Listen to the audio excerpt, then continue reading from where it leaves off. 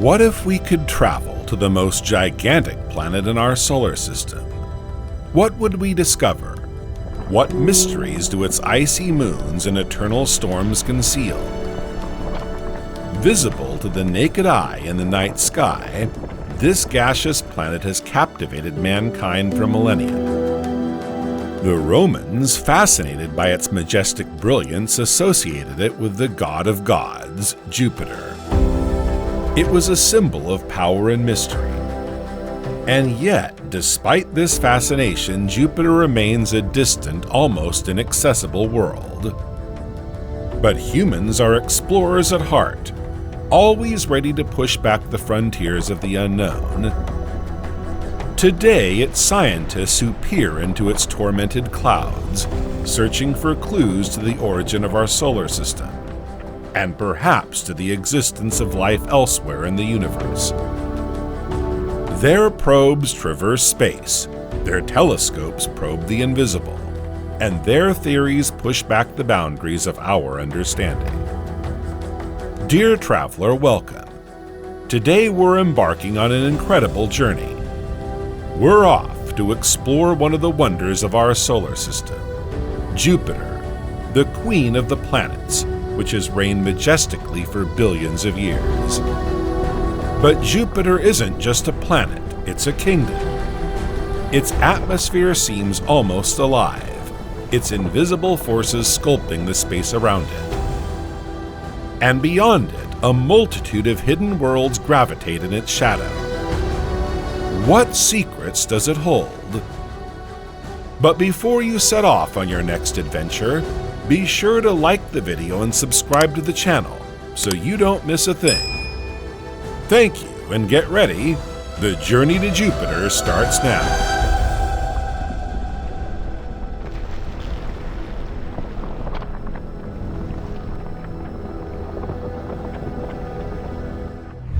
Before setting off, we must first understand the immense distance that separates us from Jupiter. Because traveling such a distance is obviously not that simple. As you probably know, the path between Earth and Jupiter, as with the other planets in the solar system, is not fixed. It's constantly changing, as each planet follows its own orbit around the Sun.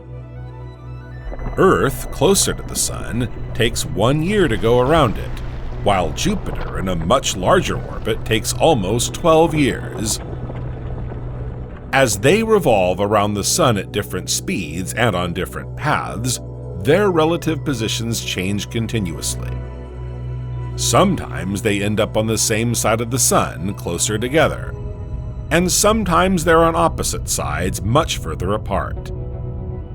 When Jupiter and Earth are aligned on the same side of the Sun, they reach their minimum distance. At this point, Jupiter shines brighter in our sky.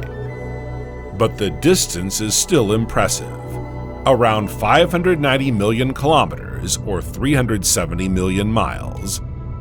That's 1,500 times the distance from the Earth to the Moon. Jupiter, even at its closest, is still 10 times further away than Mars. And if you send a message to a probe near Jupiter, you'd have to wait over an hour for a reply. Yet radio waves, like light, propagate at dizzying speed, around 300,000 kilometers per second, or 186,000 miles per second in a vacuum. Despite this unimaginable distance, we're still approaching our destination. Jupiter is revealed before our eyes, immense, imposing, hypnotizing. It's a planet like no other. The most massive in our solar system, a veritable force of nature. It's impossible to look away from this spectacle. Its colorful cloud bands, its endless storms, and around it dozens of moons. And isn't that a ring? That's right, Jupiter is surrounded by a ring system, but its rings are much more discreet than those of Saturn. Unlike Saturn's spectacular, brilliant rings, Jupiter's are dark, thin, and difficult to observe. They are composed mainly of tiny microscopic dust particles, less than a micron in size, making them almost invisible without the aid of powerful instruments such as space probes. The main ring is relatively thin and flat. It extends over some 7,000 kilometers, or 4,350 miles in width. It is made up of dust particles from Jupiter's inner moons, such as Metis and Adraste. These particles come from micrometeorite impacts on the surface of these moons, ejecting tiny fragments into space. But back to our moons. We were talking about dozens of moons? In fact, Jupiter has almost 100. The gas giant is surrounded by a veritable army of satellites. Officially, 95 natural satellites have been confirmed to date. Of these 95 moons, 72 are numbered, and 57 already have official names.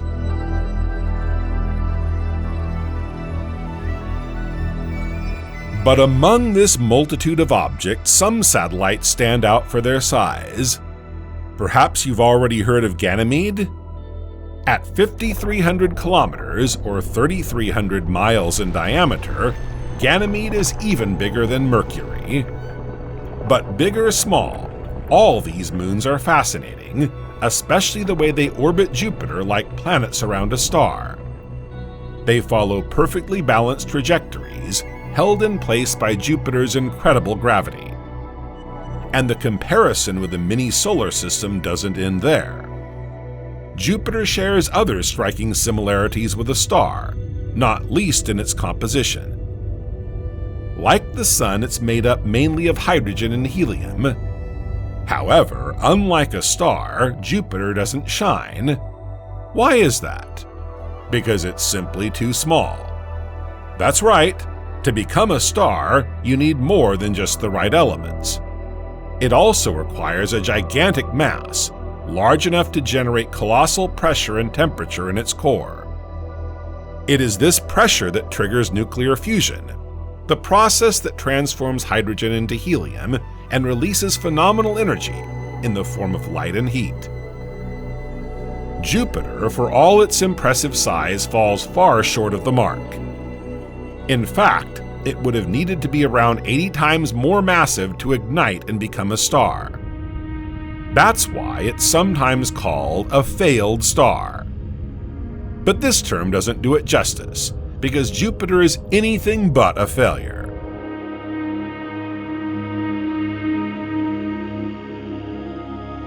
Jupiter's atmosphere is a gigantic natural laboratory.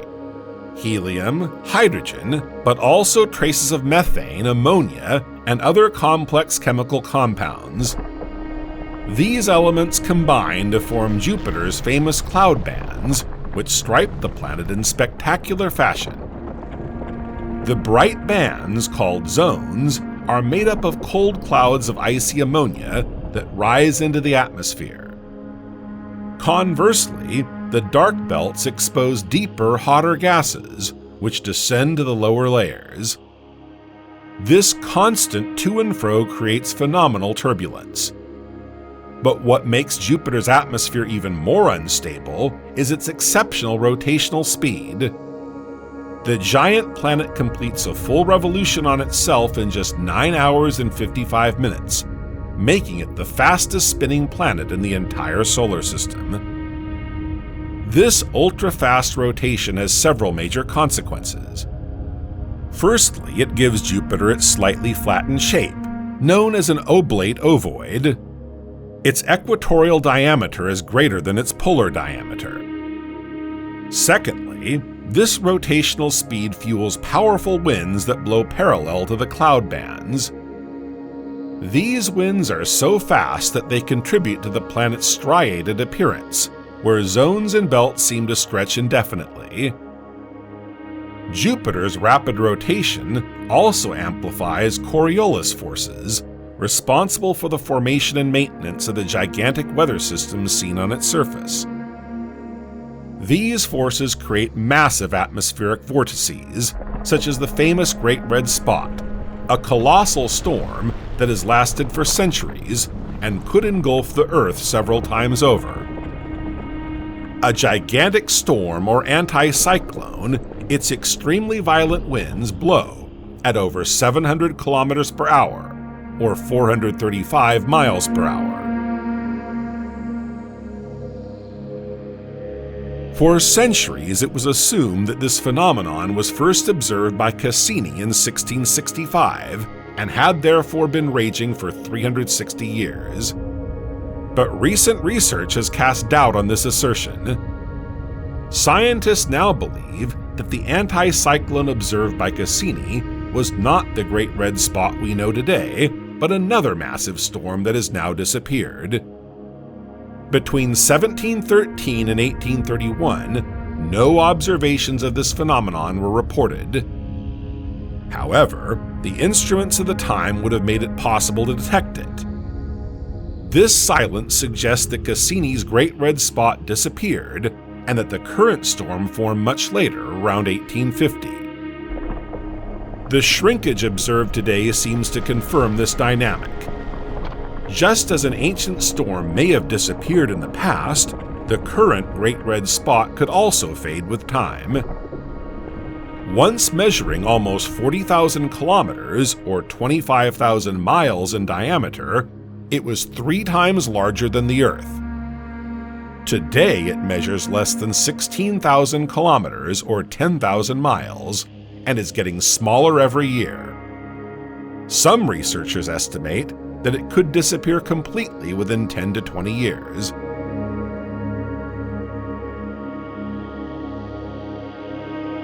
But why is such a colossal storm dying out? Several hypotheses have been put forward.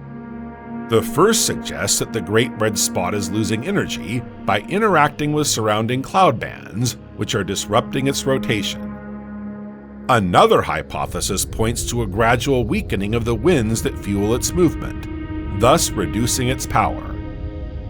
But one thing is certain: the Great Red Spot is far from the model of stability observed to date. In fact, the Hubble Space Telescope has revealed some rather strange behavior. The spot oscillates, shrinks, and then expands cyclically. Its core becomes brighter during expansion phases. It even changes speed during the 90-day cycle. Scientists have compared this behavior to the vibrations of a bowl of gelatin, and it's fair to say that this phenomenon raises a number of questions. Even today, the complexity of the Jovian atmosphere remains a major challenge for scientists trying to unravel its mysteries. But Jupiter's atmosphere is not its only fascinating aspect. Around this gas giant lies an invisible force, a gigantic shield, its magnetosphere. As on Earth, Jupiter's magnetosphere is a kind of protective bubble that envelops the planet and shields it from solar winds.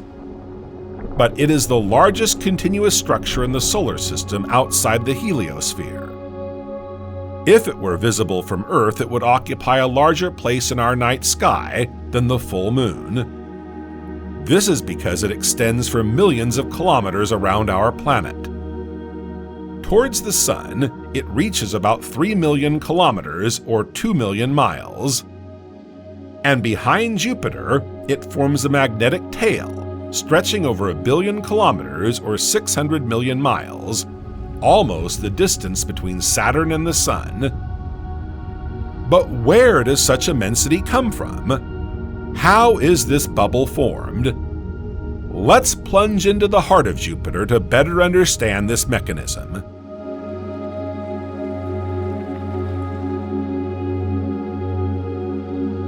Beneath its surface, the planet's core contains liquid metallic hydrogen, an incredible material that doesn't exist on Earth. On Jupiter's surface, hydrogen exists in gaseous form, as on the Sun or in the atmospheres of gas giants. But the deeper you go into the planet, the greater the pressure.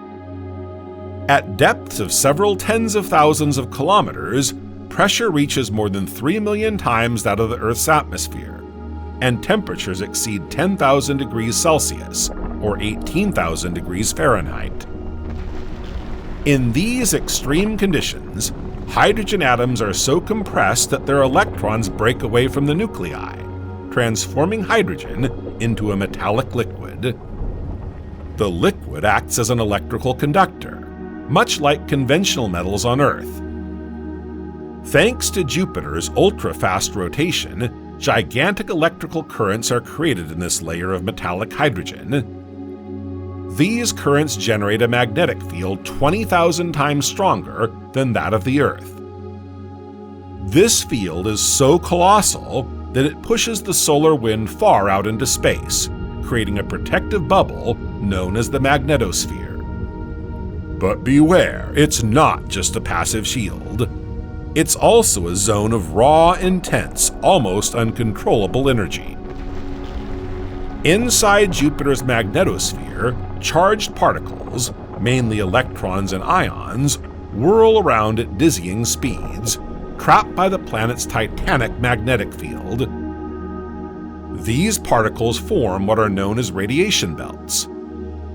Unlike the Van Allen belts that surround the Earth, Jupiter's belts are extremely violent, a veritable radiative inferno that makes this zone one of the most hostile environments in our solar system. But how are these belts formed?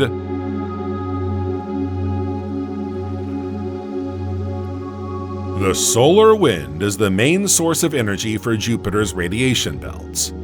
It is a continuous stream of charged particles, such as electrons and protons ejected by the Sun.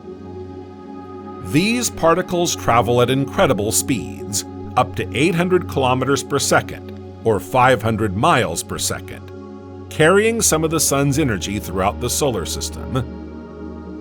When it reaches Jupiter, this solar wind comes into contact with the planet's magnetosphere, which traps the particles. These are then trapped and begin to circulate around Jupiter along the magnetic field lines.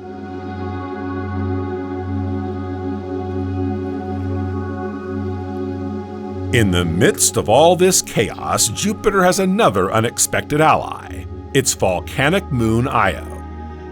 Io spews enormous quantities of gas, mainly sulfur dioxide, into space, where it is transformed into ionized particles. These particles, torn from Io, find themselves sucked into Jupiter's magnetosphere and added to this maelstrom of radiation. And of course, once captured, all these particles don't just float away. The rotation acts like a gigantic electromagnetic motor. This breakneck speed generates electric fields that accelerate the particles to near light speeds. The particles then become incredibly energetic, transforming the radiation belts into a veritable invisible furnace, where radiation levels explode on all human scales. With such high levels of radiation, no human or unprotected device could survive. Space probes must therefore be specially designed to withstand this hostile environment. Beyond this extreme violence, Jupiter also reveals another, far more poetic facet. Just as on Earth, particles captured in this magnetic field descend towards Jupiter's poles, where they interact with the atmosphere. The result? Polar aurorae of exceptional size and intensity, visible even from millions of kilometers away. And unlike those on Earth, these auroras never fade. They glow permanently, powered by the solar wind. Fascinating, isn't it? These powerful and beautiful displays give us a glimpse of Jupiter's incredible complexity. And that no doubt explains why it has captivated mankind for millennia. Long before we had telescopes to unlock its mysteries, ancient man looked up at this brilliant light in the sky. They knew nothing of its moons, auroras, or storms, but they were already fascinated. What did they really know about this giant planet?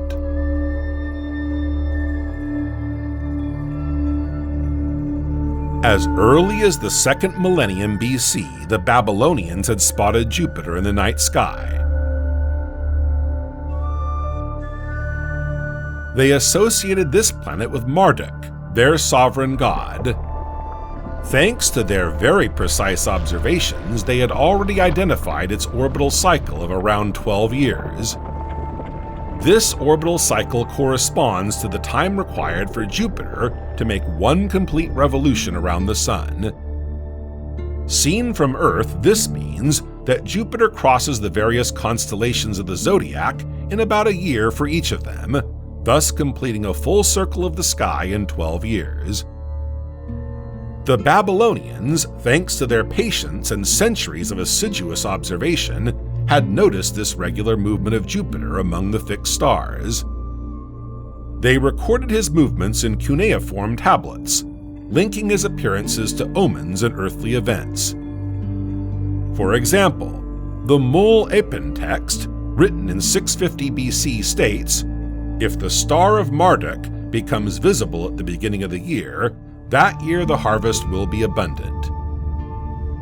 The Greeks, partly inheriting Babylonian knowledge, integrated Jupiter into their own cosmology. Initially named Phaeton, the Brilliant One, they came to associate him with Zeus, king of the Olympian gods. The Romans naturally continued this tradition, naming the planet Jupiter. Jupiter, the most massive of all, embodied the power and divine grandeur of the most powerful of the gods. The fact that it passes through all 12 houses of the zodiac in 12 years reinforced this association. It seemed to watch over the entire cosmos, like a celestial king watching over his kingdom. What's more, just as the god Jupiter had dethroned his father Saturn in mythology, the planet Jupiter, by virtue of its colossal size, seemed symbolically to dominate the planet Saturn, further reinforcing its image of authority and supremacy. And so it was that Jupiter became a symbol of divinity and grandeur in the collective imagination.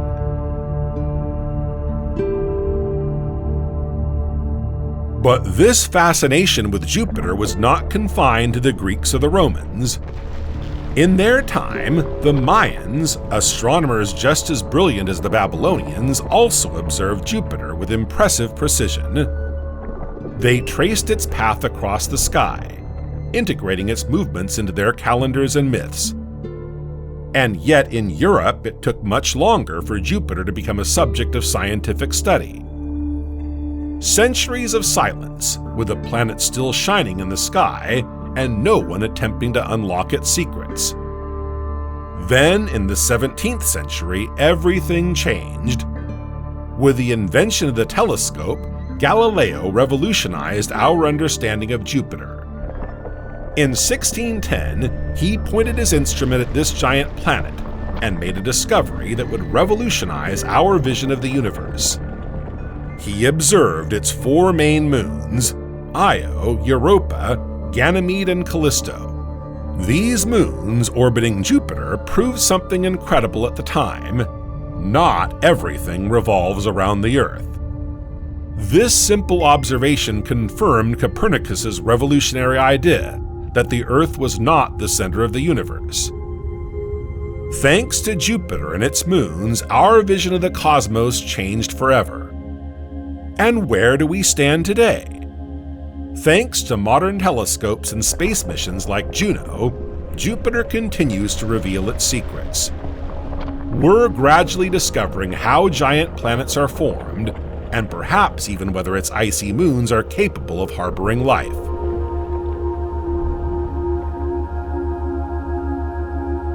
At the crossroads of the cosmic past and the promise of the future, Jupiter remains a fascinating enigma. It conceals secrets capable of shedding light on the history of our solar system. A veritable gravitational guardian of the solar system, it has influenced the orbits of other planets and protected the Earth by deflecting countless asteroids. And best of all, it could give us precious clues about the conditions that make life possible. What mysteries and challenges still lie behind its exploration?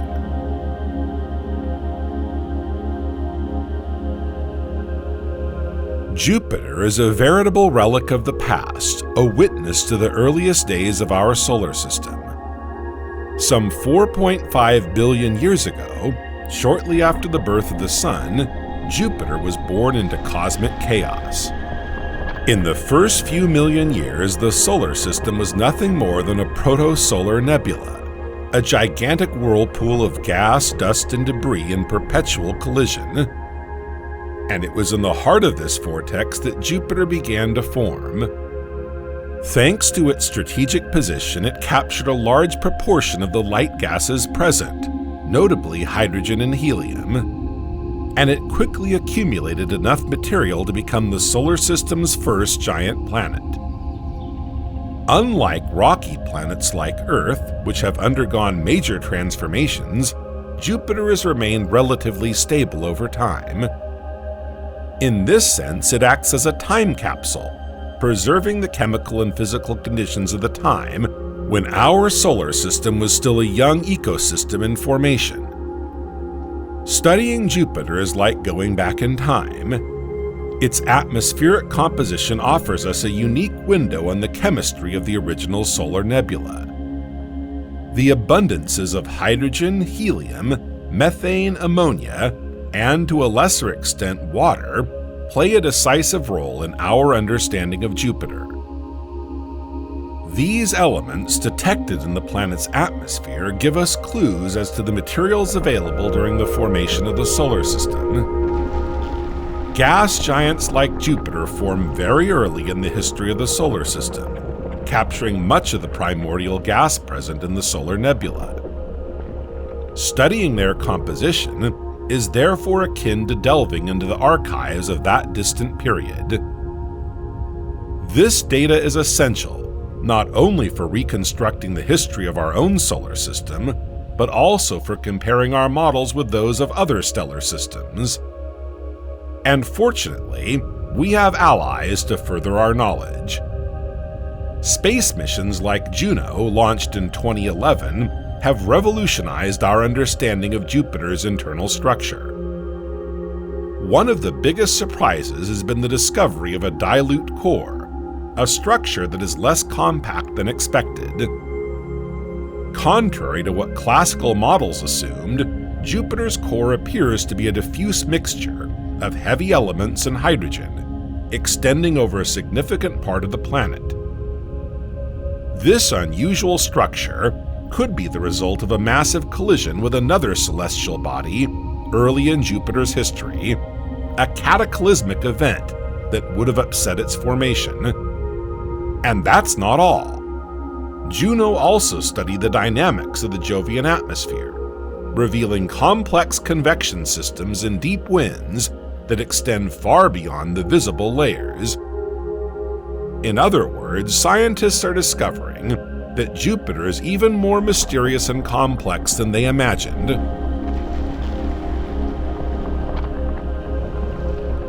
The gas giant isn't just a witness to the early days of our solar system. It also appears to be one of its main architects. With a mass more than 318 times that of the Earth, Jupiter exerts a titanic gravitational influence that far exceeds that of any other planet. This gravitational force has modified, disrupted, and stabilized the trajectories of planets, asteroids, and comets over billions of years. A striking example of this influence is the asteroid belt between Mars and Jupiter. Scientists believe that a planet could have formed here, but Jupiter's constant gravitational perturbations prevented the material from agglomerating. Instead, the debris remained fragmented, forming an asteroid belt that orbits the Sun to this day. This same gravitational influence has also shaped the distribution of bodies in the solar system. Jupiter has expelled many small celestial bodies to the outer reaches of the solar system, in regions such as the Kuiper belt and the Oort cloud. At the same time, it has captured certain objects in its gravitational field, notably its many moons and the Trojan asteroid sharing its orbit. Its gravity acts as a trap for asteroids and comets that venture too close, deflecting or capturing them, before they can reach more vulnerable regions of the solar system. A spectacular example of this role occurred in 1994, when comet Shoemaker-Levy 9 was captured by Jupiter. Under the effect of its gravity, the comet fragmented into several pieces before crashing into the giant planet. The impacts released colossal energy, creating scars in the Jovian atmosphere that dissipated after several weeks. If this comet had hit the Earth, the damage would have been devastating, potentially putting an end to all life as we know it.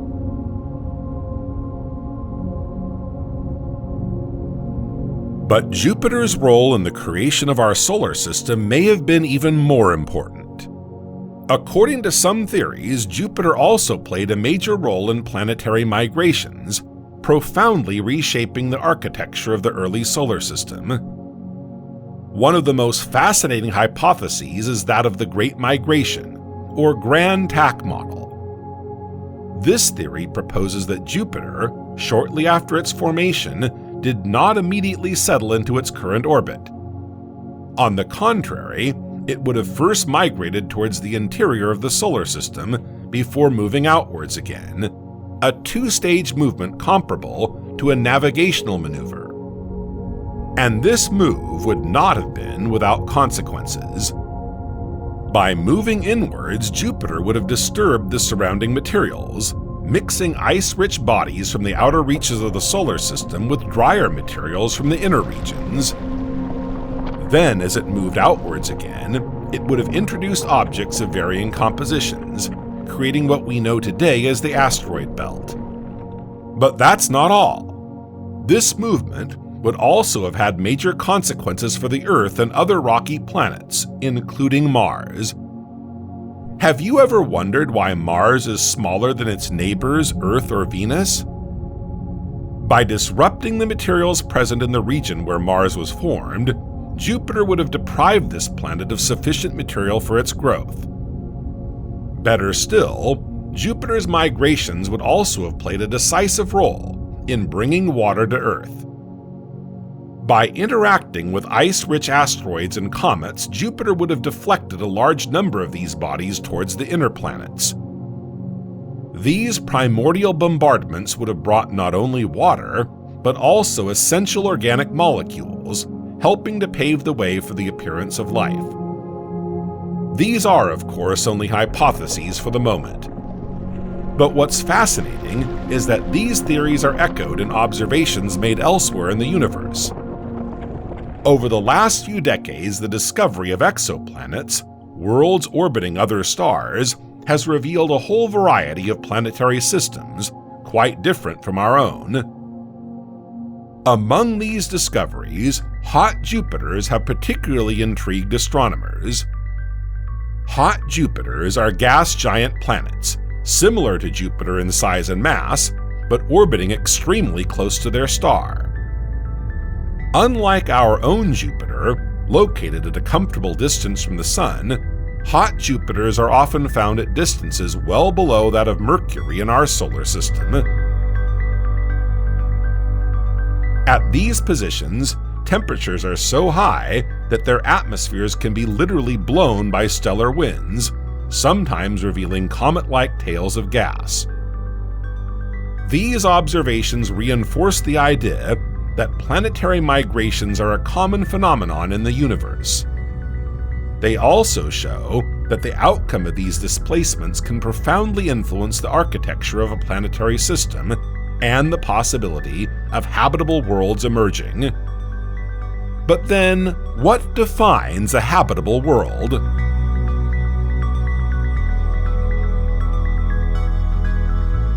Jupiter is obviously not habitable. With its atmosphere composed mainly of hydrogen and helium, its crushing pressure and violent winds, this gas giant is a hostile environment for any form of life as we know it. Yes, it's not Jupiter itself that intrigues scientists in the quest for life, but what its presence has created around it. A veritable miniature system with its many moons. And some of them could well harbor conditions favorable to life. In our search for viable worlds, we have long thought that the key lay in telluric planets like Earth, located in their star's habitable zone, where liquid water can exist on the surface. But Jupiter's moons, notably Europa, Ganymede, and Callisto, have turned this vision on its head. The more we learn about them, the more we realize that habitability is not limited to the light and heat of a star. It can also be the result of complex gravitational interactions within a planetary system. For even though they are located well beyond the Sun's sweet spot, these icy moons possess some fascinating characteristics. Let's discover Europa's subterranean ocean, explore Ganymede's unique magnetic field, plunge into the mysteries of Callisto. And who knows, let's discover worlds still undiscovered. Which of these will be the most promising for harboring life forms? Europa, one of the solar system's most fascinating moons, tops the list. It has long been the focus of dreams and speculation about the possibility of extraterrestrial life, and with good reason. Beneath its icy appearance seems to lie a vast global ocean, which probably contains more liquid water than all the Earth's oceans put together. This ocean, buried beneath a thick layer of ice, may well contain some of the conditions essential for the emergence of life. But who is Europa? Europa is one of the 4 Galilean moons discovered in 1610 by Galileo, using one of the first astronomical telescopes. Alongside Io, Ganymede, and Callisto, it is one of Jupiter's largest moons. With a diameter of around 3,100 kilometers or 1,900 miles, Europa is slightly smaller than our terrestrial moon. Its smooth, shiny surface is composed almost entirely of water ice. The average temperature is -183 degrees Celsius, or -297 degrees Fahrenheit. In fact, Europa is one of the most reflective objects in the solar system, giving it its brilliant appearance when seen from the sky. But what mysteries lie beneath Europa's icy surface? How can we be sure it's really an ocean?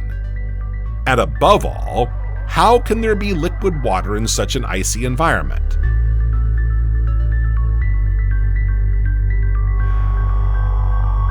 This idea is based on several clues. Firstly, the Voyager and Galileo probes, which have explored the moon, have revealed astonishing details about its surface. For example, dark cracks striate the ice, forming a complex network resembling veins. These cracks show that Europa's icy crust is moving, deforming, and cracking. This movement is caused by Jupiter's gravitational force. As it orbits the giant planet, Europa is constantly being stretched and compressed, a bit like squeezing a rubber ball. This phenomenon, known as the tidal effect, produces friction inside the moon. And this friction generates heat, enough to keep the water under the ice in a liquid state, despite the surface temperatures. But it gets even better. Jupiter's magnetic field, as it interacts with the moon, undergoes disturbances that the Galileo probe was able to measure. These anomalies can only be explained if an immense ocean of salt water lies beneath the icy crust, as salt water is capable of conducting electricity. Scientific studies and models also suggest that this ocean is not only highly probable, but could be in direct contact with a rocky floor. This is an important detail, as the interaction between water and rock could trigger chemical reactions not unlike those observed in the deepest parts of the Earth's oceans, where life manages to develop even without light.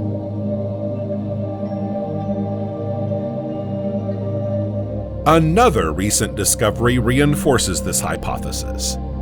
In 2023, thanks to the James Webb Space Telescope, carbon dioxide was detected in a specific region of Europa. Analyses reveal that this CO2 most likely originates from the subglacial ocean and not from meteorites. Its presence on the surface is particularly significant, as carbon dioxide is unstable on Europa due to Jupiter's intense radiation. This indicates that recent active exchanges are taking place between the ocean and the icy crust. The detection of this CO2 confirms that Europa's ocean is far more dynamic than we thought. Other observations made notably with the Hubble Space Telescope have detected plumes of water rising above Europa's surface.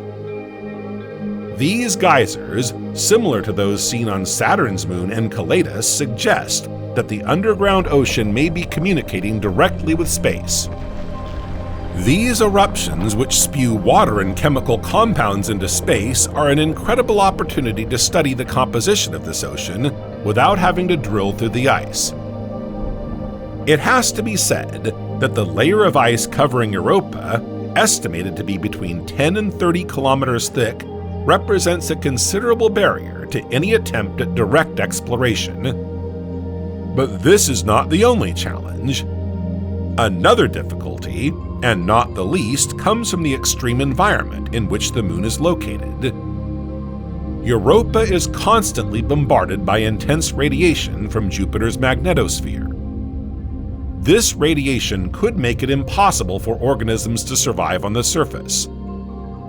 But the subterranean ocean, well protected beneath its ice cover, could offer an ideal refuge for living organisms. A dream? A crazy project? Perhaps, but whatever the case, Europa reminds us that life could exist in environments we could never have imagined just a few decades ago. If its ocean is as active and chemical as we suspect, it could well be home to organisms, microscopic perhaps, but alive. And while this possibility remains speculative for the moment, it underlines just how much our understanding of life and its limits is still expanding.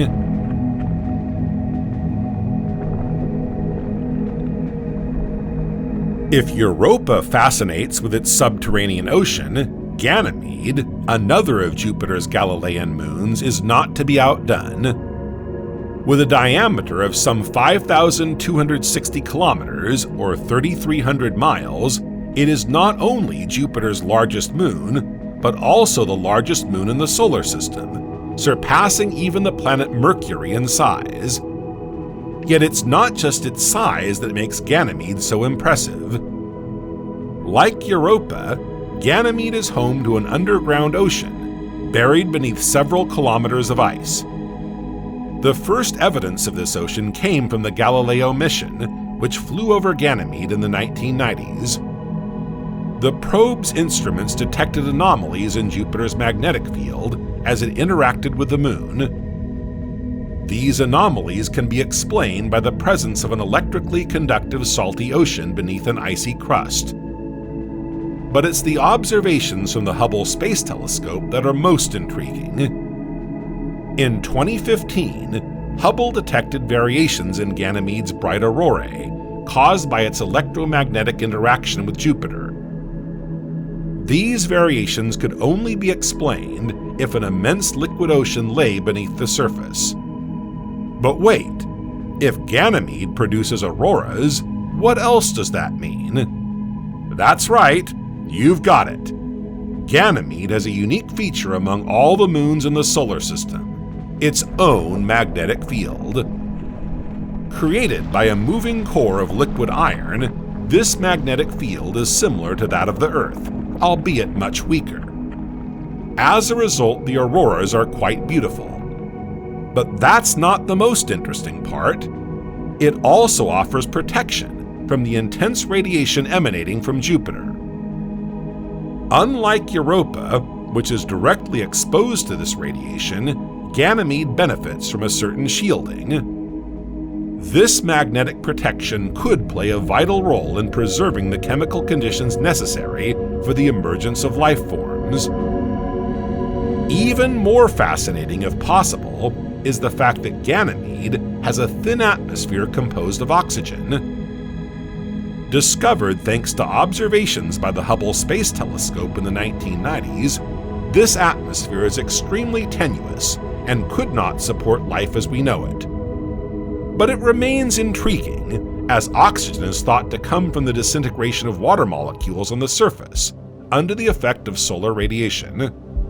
Although this atmosphere is too thin to be breathable, it indicates that dynamic processes are at work on Ganymede's surface, with constant interactions between ice, radiation, and magnetic fields. Could Ganymede be home to life forms? In any case, this immense moon has the necessary ingredients, and ongoing explorations should tell us more in the years to come.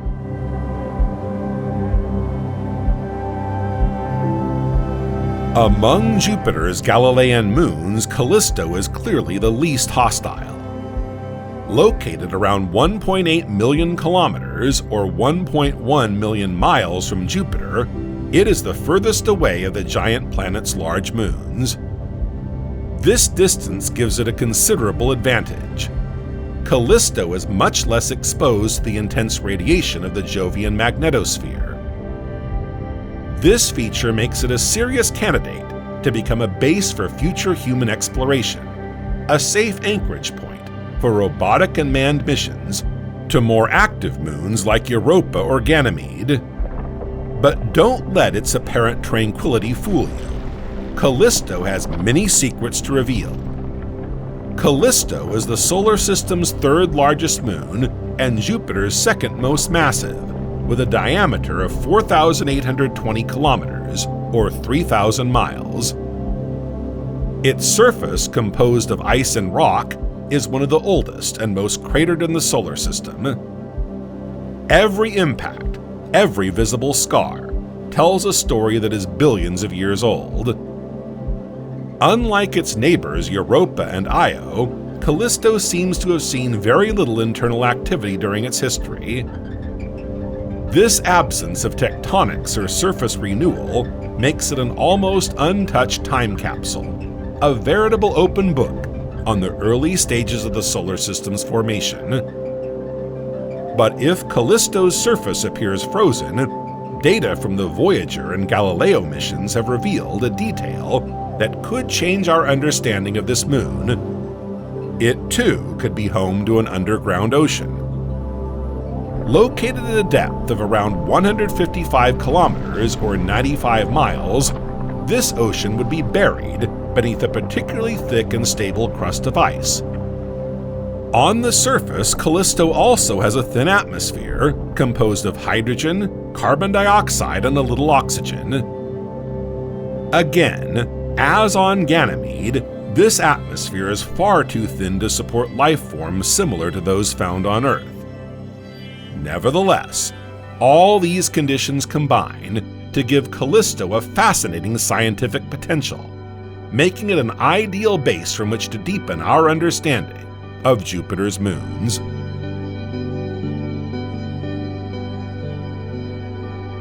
Let's move on to Io, the last of the moons discovered by Galileo.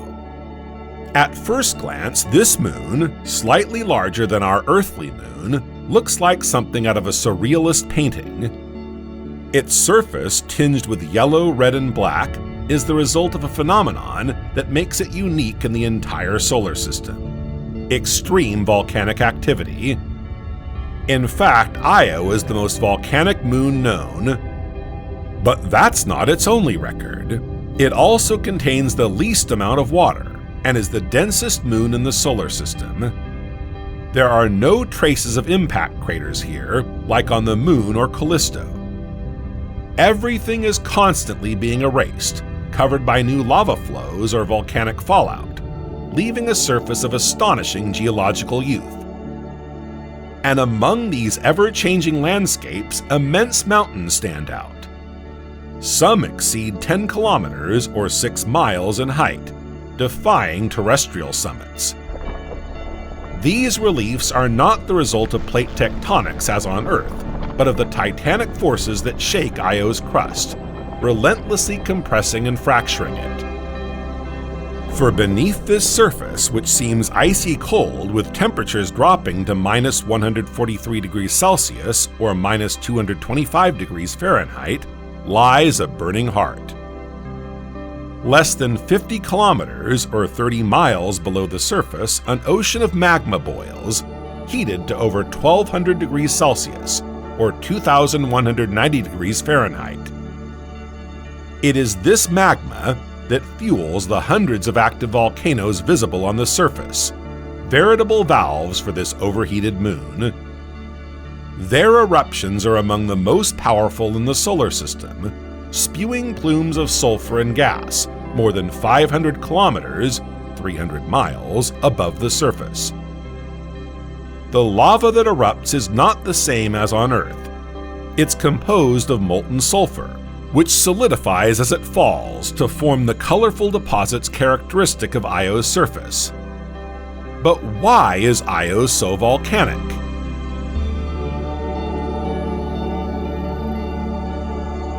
The answer lies in its relationship with Jupiter and its neighbors, Europa and Ganymede. Io is trapped in a fascinating gravitational dance with these two moons, a phenomenon known as orbital resonance. This gravitational interaction keeps Io in a slightly eccentric orbit, preventing it from stabilizing. As a result, the moon's interior is constantly stretched and compressed by the tidal forces exerted by Jupiter and its neighbors.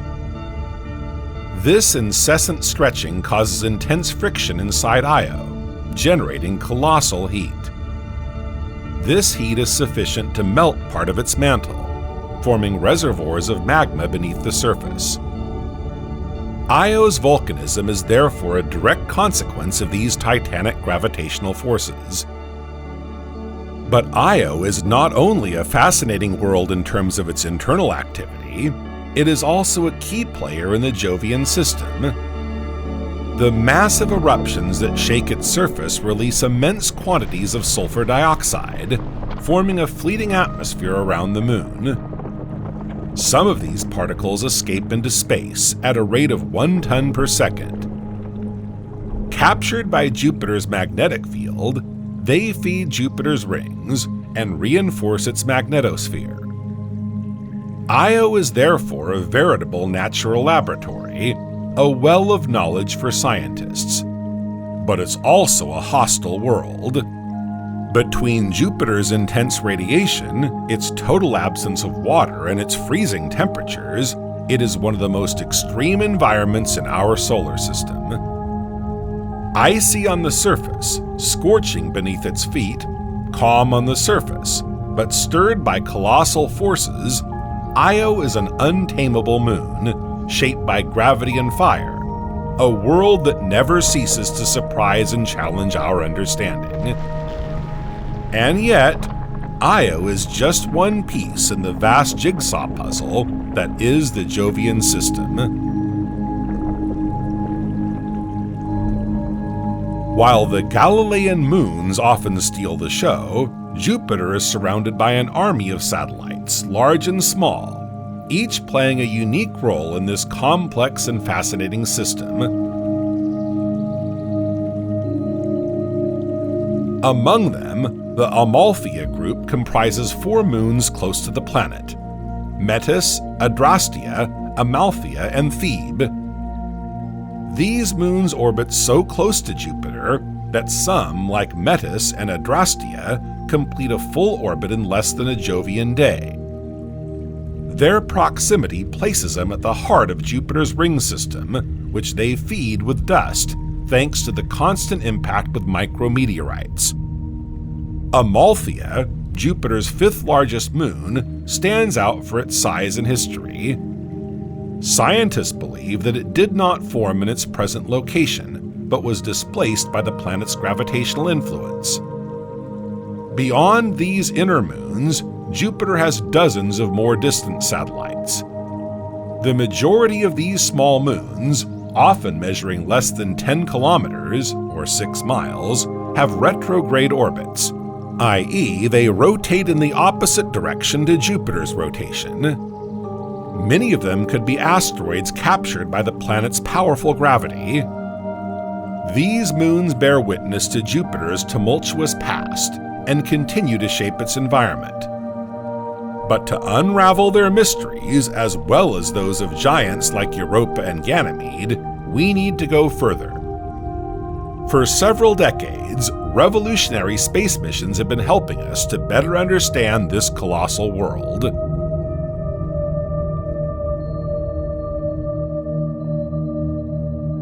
The journey to Jupiter was no mean feat. For a long time, this gas giant was just a bright spot in the sky, inaccessible and mysterious. It wasn't until the 20th century, with the rise of space technologies, that mankind was finally able to get close to it.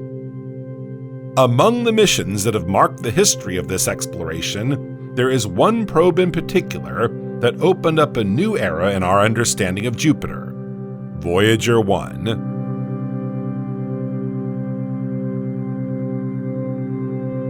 Launched on September 5, 1977, Voyager 1 is one of the most emblematic missions in the history of space exploration. Originally designed to study the giant planets of the solar system, this probe made revolutionary discoveries that transformed our understanding of Jupiter. On March 5, 1979, after an 18-month journey through space, Voyager 1 flew past Jupiter at a distance of around 280,000 kilometers, or 175,000 miles. But how did this probe reach Jupiter so quickly, especially at such a time? Voyager 1's exceptionally rapid journey can be explained by a combination of meticulous planning and a rare astronomical opportunity. NASA engineers had studied over 10,000 possible trajectories to optimize the probe's route and minimize the time needed to reach Jupiter. This optimization was made possible by a rare alignment of the solar system's giant planets, which only occurs once every 175 years. And unlike modern missions such as Juno or Europa Clipper, Voyager 1 was not constrained by scientific objectives requiring complex orbits or additional maneuvers. In any case, this passage marked a historic turning point. For the first time, mankind obtained detailed observations of the solar system's largest planet. The images and data transmitted by the probe revealed astounding detail. Jupiter's colorful cloud bands were revealed in unprecedented detail, enabling scientists to study the complex dynamics of its atmosphere. But the discoveries were not limited to the planet itself.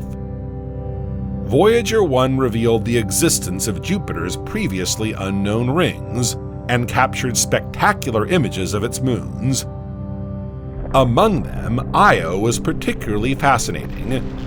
The probe observed erupting volcanoes on its surface, making this moon the most volcanic body known in the solar system.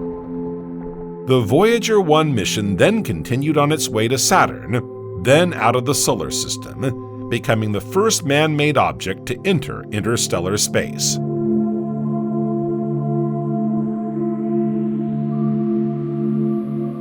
The Jupiter flyby had left scientists wanting more. A new step had to be taken, settling into the orbit of this gas giant to study it in depth. Thus was born the Galileo mission. Launched on October 18, 1989, from the Space Shuttle Atlantis, the Galileo probe has gone down in history as one of the most ambitious and successful missions in space exploration.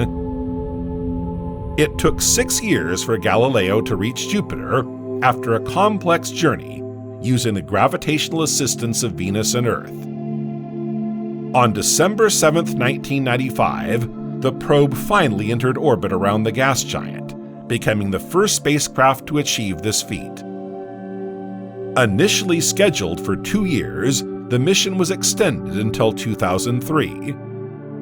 For almost 8 years, Galileo collected a wealth of data that profoundly changed our understanding of this planetary system. It enabled us to discover ammonia clouds in Jupiter's atmosphere, and to reveal that this atmosphere does not have the same composition as that of the Sun, thus overturning models of gas giant formation. It has also lifted the veil on Jupiter's magnetic field, far more powerful and complex than previously imagined, with fascinating internal dynamics. But it was Jupiter's moons that really stole the show. Europa, for example, revealed its precious secret, a liquid ocean hidden beneath its icy crust. Io showed off its gigantic eruptions, and Ganymede surprised everyone with its own magnetic field. Galileo has also given us a better understanding of Jupiter's discrete rings and their complex interactions with nearby moons. In fact, everything the probe observed, whether on the planet itself or on its moons, far exceeded expectations. Before being deliberately thrown into Jupiter's atmosphere to avoid contamination of its moons, Galileo left an invaluable scientific legacy, paving the way for future explorations. After Galileo, it was time to go even further. To understand Jupiter in depth, literally, that's where Juno comes in, an ambitious mission designed to unlock the secrets of the solar system's largest planet. Launched on August 5, 2011, from Cape Canaveral, Juno has taken 5 years to reach its goal. On July 4, 2016, it entered orbit around Jupiter, ready to face extreme conditions. Unlike Galileo, which primarily explored the planet's moons and outer atmosphere, Juno is a mission focused on Jupiter itself. Its aim? To study its depths, its core, its formation, its magnetism. In short, to go back in time and understand how this gas giant, and probably the rest of the solar system, came to be. But what makes Juno so special? Firstly, it's one of the few probes to operate on solar power, in a region of the solar system where sunlight is so weak. Its gigantic solar panels enable it to survive in this hostile environment. And hostile is the right word. Jupiter is surrounded by intense radiation belts that could fry virtually any electronic equipment. To cope with this, Juno's instruments are protected by a titanium casing, a veritable armored shell. Since its arrival, Juno has multiplied its close flybys of Jupiter, sometimes just a few thousand kilometers from the upper cloud layer, and the discoveries were not long in coming. First, Juno plunged into the mysteries of Jupiter's magnetic field. It showed that it is far more chaotic than previously thought, with unexpected variations in areas where it is strangely intense. These observations suggest that Jupiter's internal dynamics, particularly in its deep layers, are far more complex than previously thought. Then there's the atmosphere. Thanks to its instruments, Juno has revealed that Jupiter's famous colorful bands and vortices visible from Earth extend much deeper beneath the surface than previously thought. The data showed that these structures plunge up to several thousand kilometers, completely changing our understanding of wind dynamics on Jupiter. But the highlight of the show is undoubtedly the question of Jupiter's core. Before Juno, scientists thought the planet probably had a solid, well-defined core, like a sort of seed at the center of all that gas. But the probe's observations have challenged this assumption. The data collected suggest that the core could be diluted, i.e., partially mixed with the surrounding gas layers. This discovery overturns our ideas about the formation of gas giants and their evolution. And then there are the poles. The probe revealed a fascinating sight. Massive storms organized in almost perfect geometric patterns, like gigantic cyclone polygons. These polar structures are totally different from anything seen elsewhere on the planet, and their stability remains a mystery. And of course, there are the magnificent images. The onboard camera, Juno Cam, was not originally a scientific instrument, but it has become one of the stars of the mission. Its high-resolution shots of Jupiter's clouds, storms, and poles have captivated the public. But they also made it possible to study Jupiter's atmospheric dynamics. Initially scheduled to last until 2021, the mission has been extended to 2025. With Juno, we're rewriting everything we thought we knew about Jupiter. Each flyby brings its own surprises. What else does it have in store for us?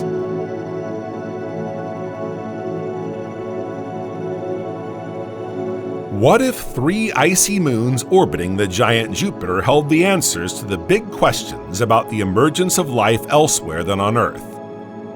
This is the mystery that the JUICE mission, led by the European Space Agency, is seeking to unravel. Launched on April 14, 2023, from the Guyana Space Center, the probe's ambition is to explore Jupiter and 3 of its moons, Ganymede, Europa, and Callisto. But to reach Jupiter, the probe will have to make a long 8-year journey through the solar system. It will use several gravity assist maneuvers, passing close to the Earth, the Moon, Venus, and one last time the Earth, before hurtling towards the gas giant.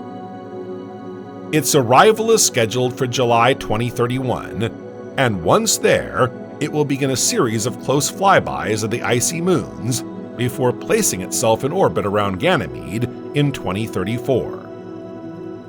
This will be a historic first. Never before has a spacecraft orbited a moon other than our own. JUICE has a clear mission: to understand whether these icy worlds possess environments capable of supporting life.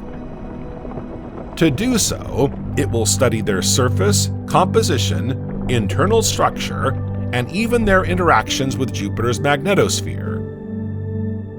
Ganymede, the largest moon in the solar system, will be the priority.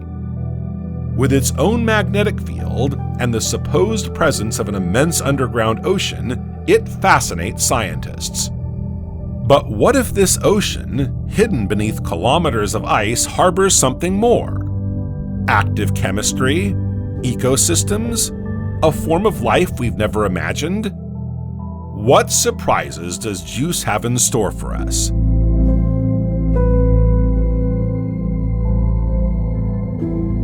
While JUICE focuses on the global exploration of the Jupiter system, NASA is preparing a complementary mission, entirely dedicated to the study of one of its moons, Europa.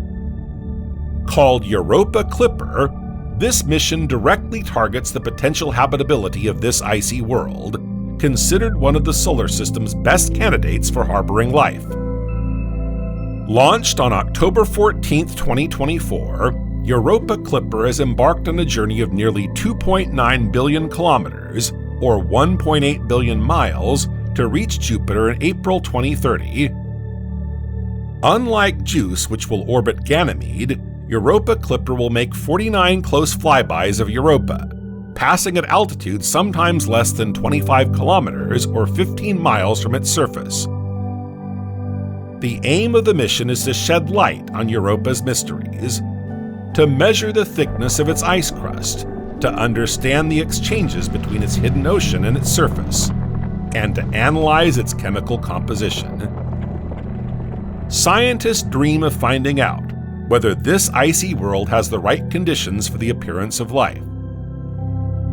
Previous missions have already detected plumes of water escaping from cracks in the ice, and Europa Clipper will attempt to understand whether these geysers contain clues to biological processes.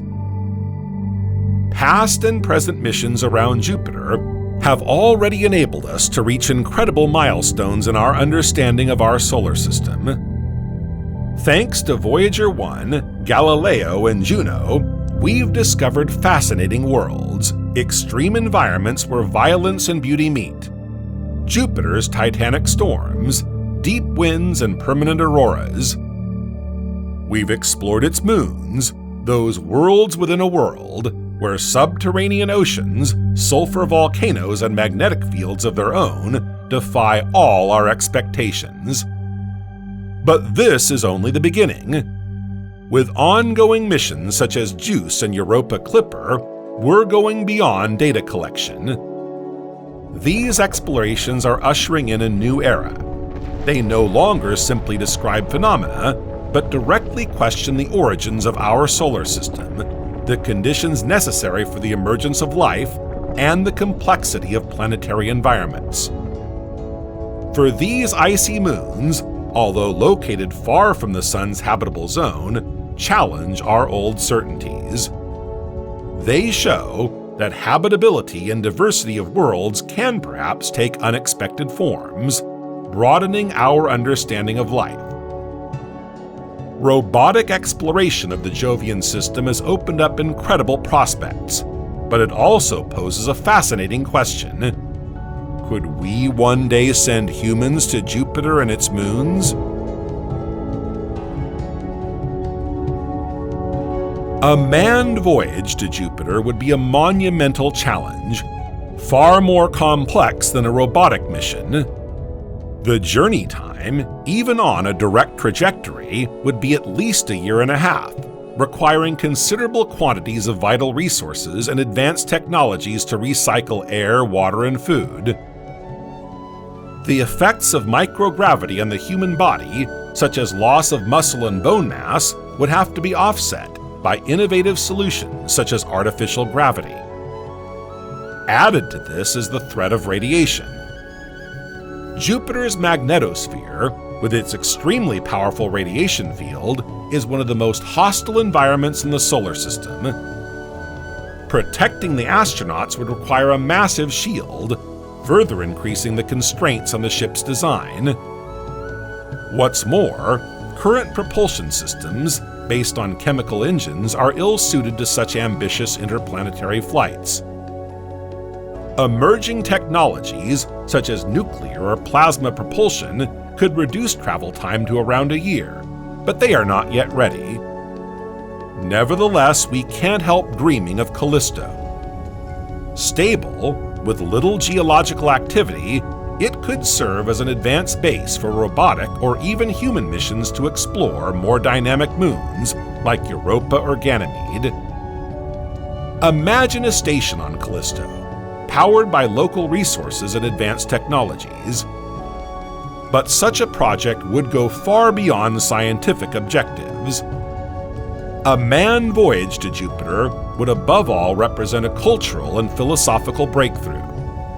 It would be a demonstration of the human capacity to dream and to cross the boundaries of the impossible.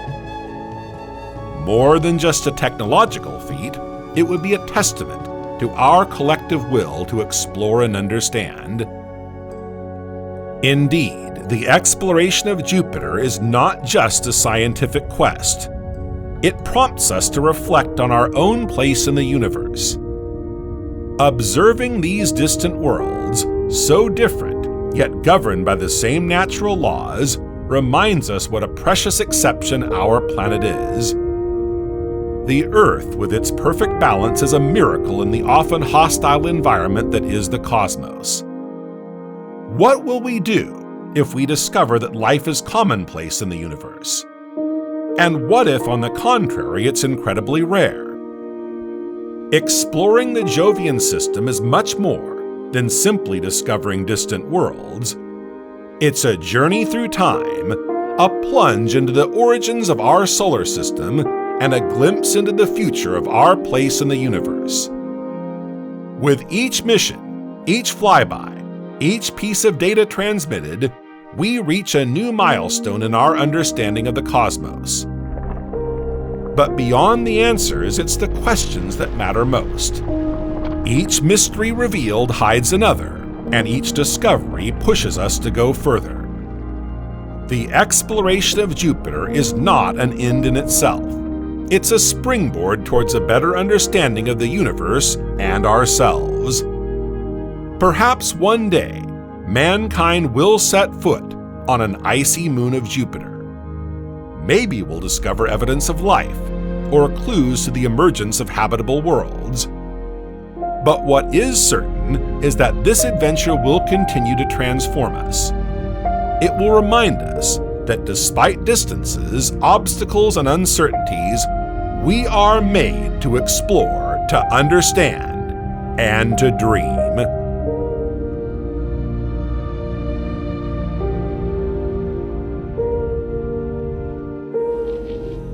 Before we start making comparisons, I suggest we take a closer look at the life cycle of an ordinary star. The first stage in a star's life is its birth, or more precisely, its formation. This occurs when a cloud of gas and dust, in other words, stellar matter, collapses in on itself. Of course, depending on the primary composition and mass of this cloud, the star in the making will evolve in different ways.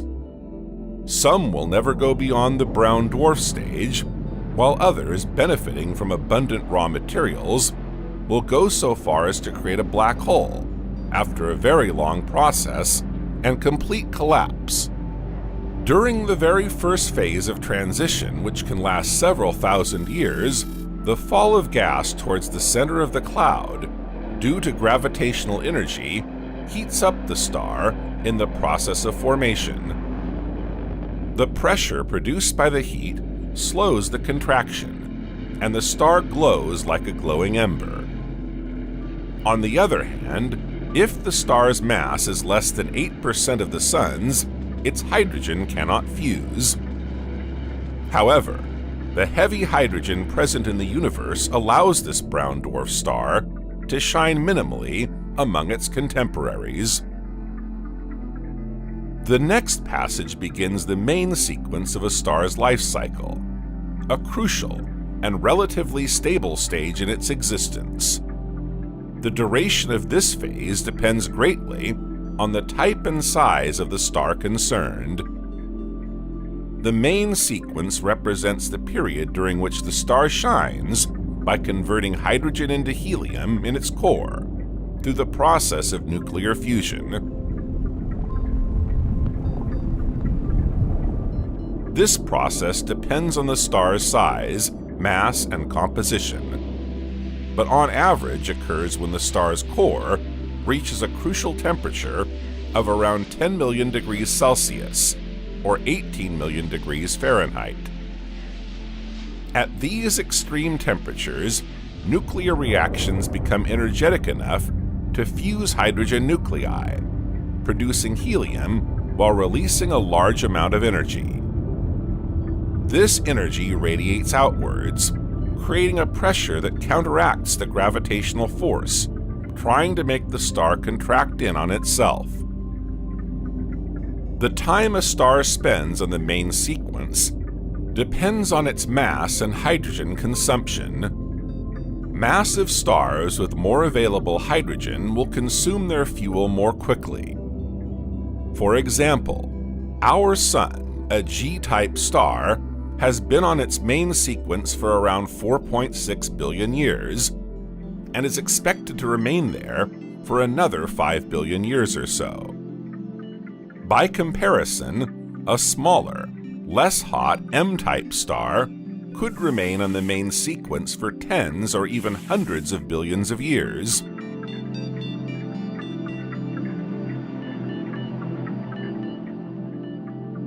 Larger, hotter O-type stars will burn through their hydrogen much faster, remaining on the main sequence for only a few million years. Once the hydrogen in the star's core is exhausted, the star leaves the main sequence, inaugurating the next phase of its evolution, which could be that of a red giant or supergiant, again, depending on its initial mass.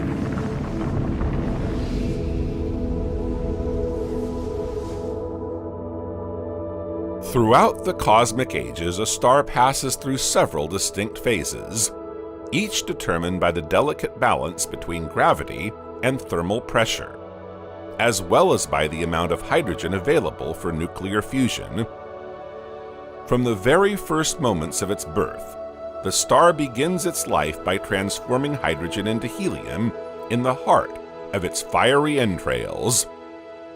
However, this reserve of hydrogen is not eternal.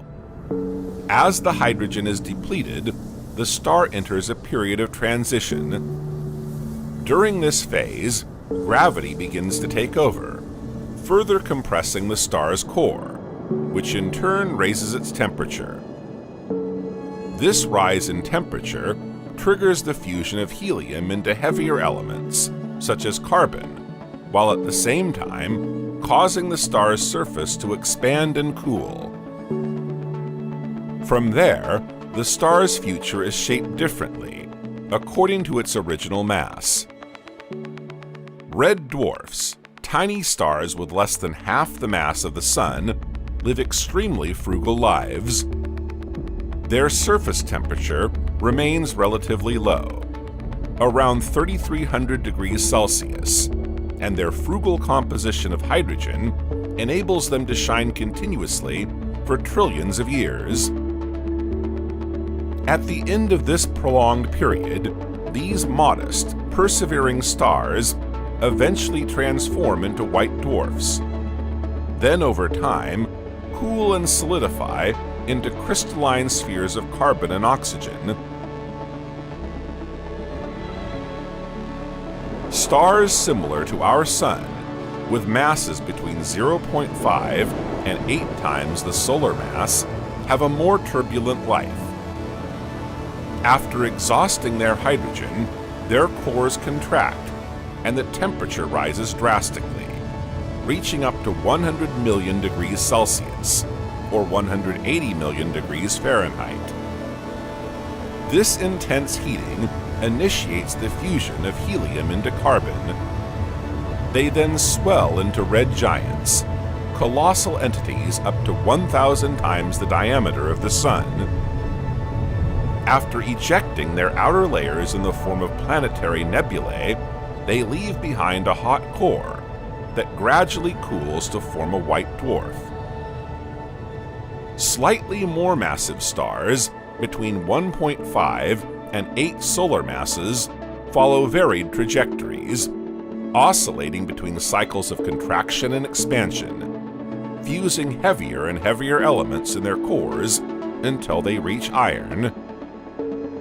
These complex thermodynamic processes lead to Type II supernovae, from which they may leave behind neutron stars or black holes. For stars whose mass exceeds 10 times that of the Sun, their destiny is often to become blue giants.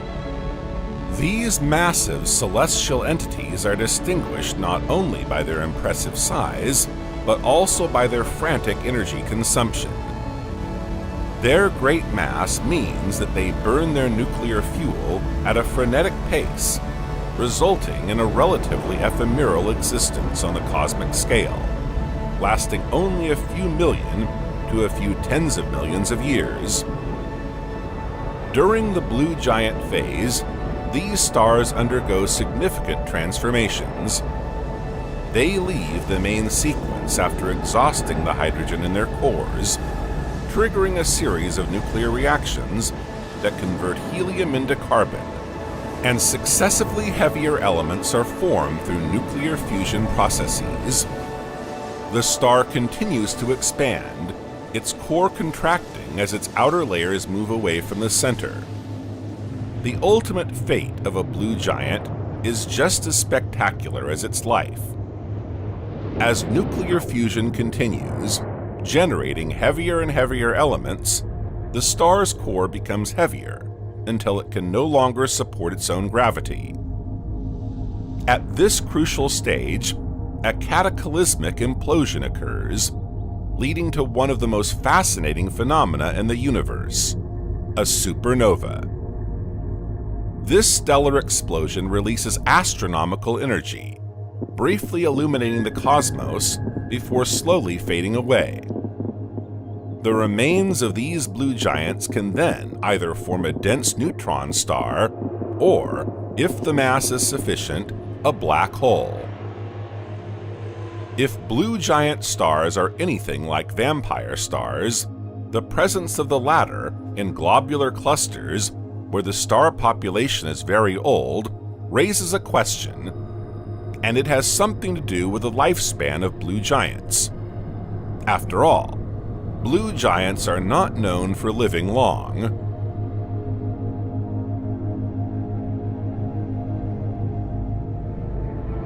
Blue giants, as their name suggests, are among the largest stars we can observe. Their blue color also means that they are the hottest of all observable stars, the others reflecting white, yellow, or even red light when they are at the end of their life, as we've just seen. The high luminosity and extremely hot temperature of these stars is due to the fact that they burn up their resources rapidly without restraint. This means that these stars run out of fuel very early on.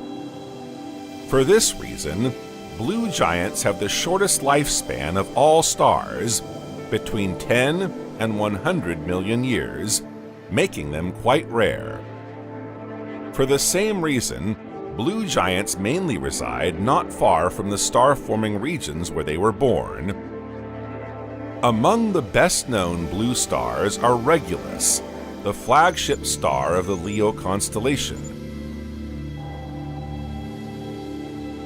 Spica, and Rigel, the brightest stars in the Virgo and Orion constellations. But the most massive star ever observed is R136A1, located 163,000 light-years from Earth, in the Tarantula Nebula. It is at least 265 times more massive than our Sun. R136A1 is an extraordinary star. Initially considered a blue supergiant, it is now classified as a Wolf-Rayet type, WN5H star.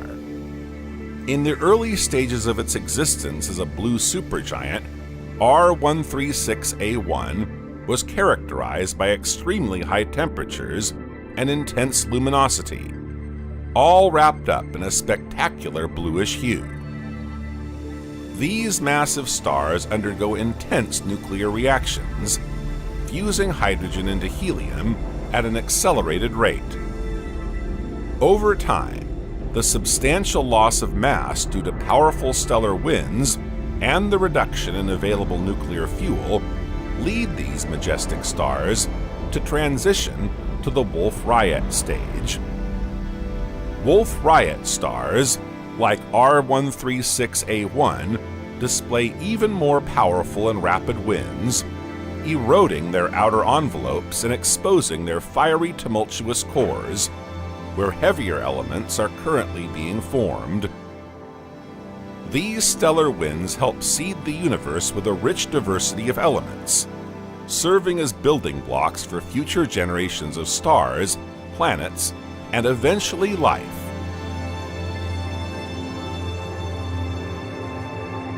A question is probably emerging in your mind.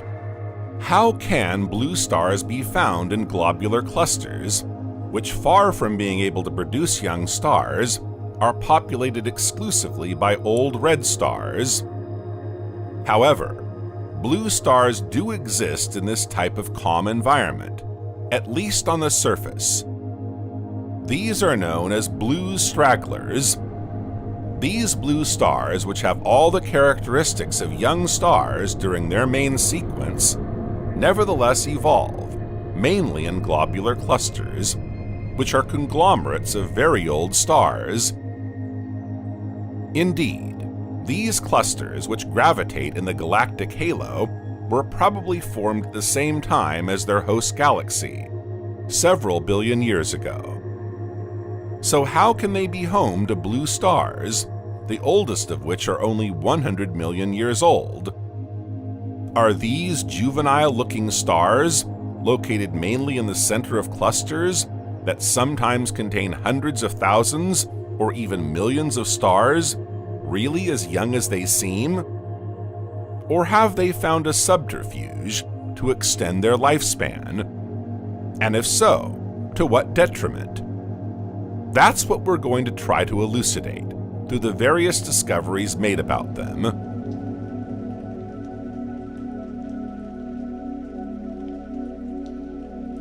The discovery of blue stragglers is a very recent one. It dates back only to 1953. Alan Sandage, an astronomer at the Carnegie Observatories in Pasadena, California, first described this type of star while observing M3, a globular cluster located some 33,300 light-years from Earth in the Hound constellation. While studying this star cluster, which is one of the largest and brightest globular clusters on record at the time, he was surprised to discover it. While carrying out photometry, he noticed in the midst of countless old stars and several dozen variable stars the presence of an atypical type of star, bright blue and hot. Unlike most of the other stars in the observed cluster, which seemed to have a common past and thus to have formed at the same time, the stars discovered left him perplexed. Indeed, the stars in question had all the characteristics of a newly formed star, something that seemed more than unlikely within this globular cluster, whose age is estimated at over 11 billion years. However, these blue stars, which defy the rule of the Hertzsprung-Russell diagram, do exist. This diagram, used to study stellar populations, is in fact a graph showing the luminosity of a set of stars as a function of their effective temperature. But Alan Sandage's recently discovered star type is an exception to the rule, as it doesn't fit neatly into this spectral classification. Indeed, a blue straggler, which is a massive main sequence star, should theoretically not exist in this globular cluster. The scientific community therefore set out to elucidate what it considered to be the equivalent of an anomaly. When and how did such a massive star, 2 to 3 times the mass of the other main sequence stars in its host globular cluster, come into being? As more and more similar stars came to light, several theories began to emerge.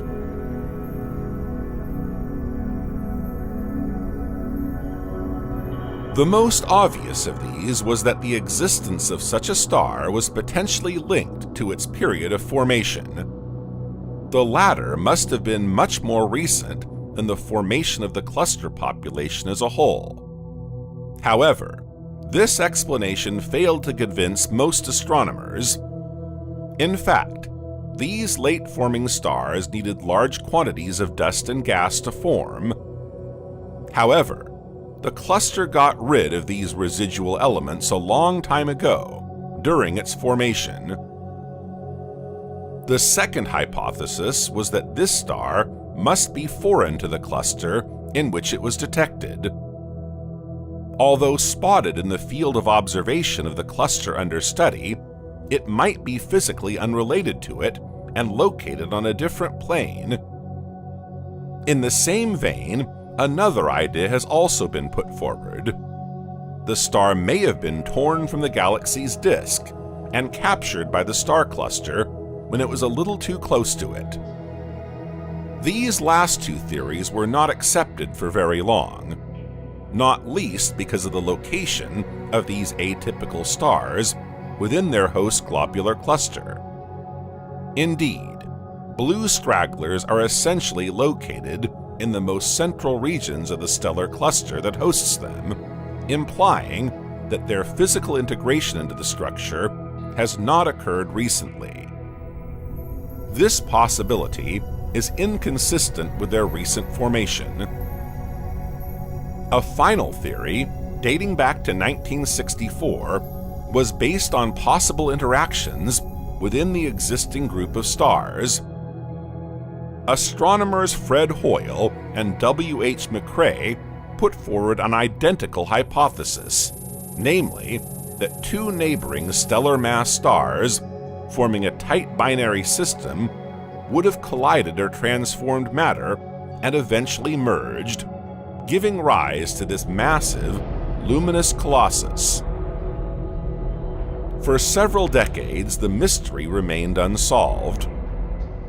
Intrigued, many astronomers have continued to study these most massive and ancient groupings of stars in the universe, in search of answers about the formation and evolution of the Milky Way, and indeed of the universe.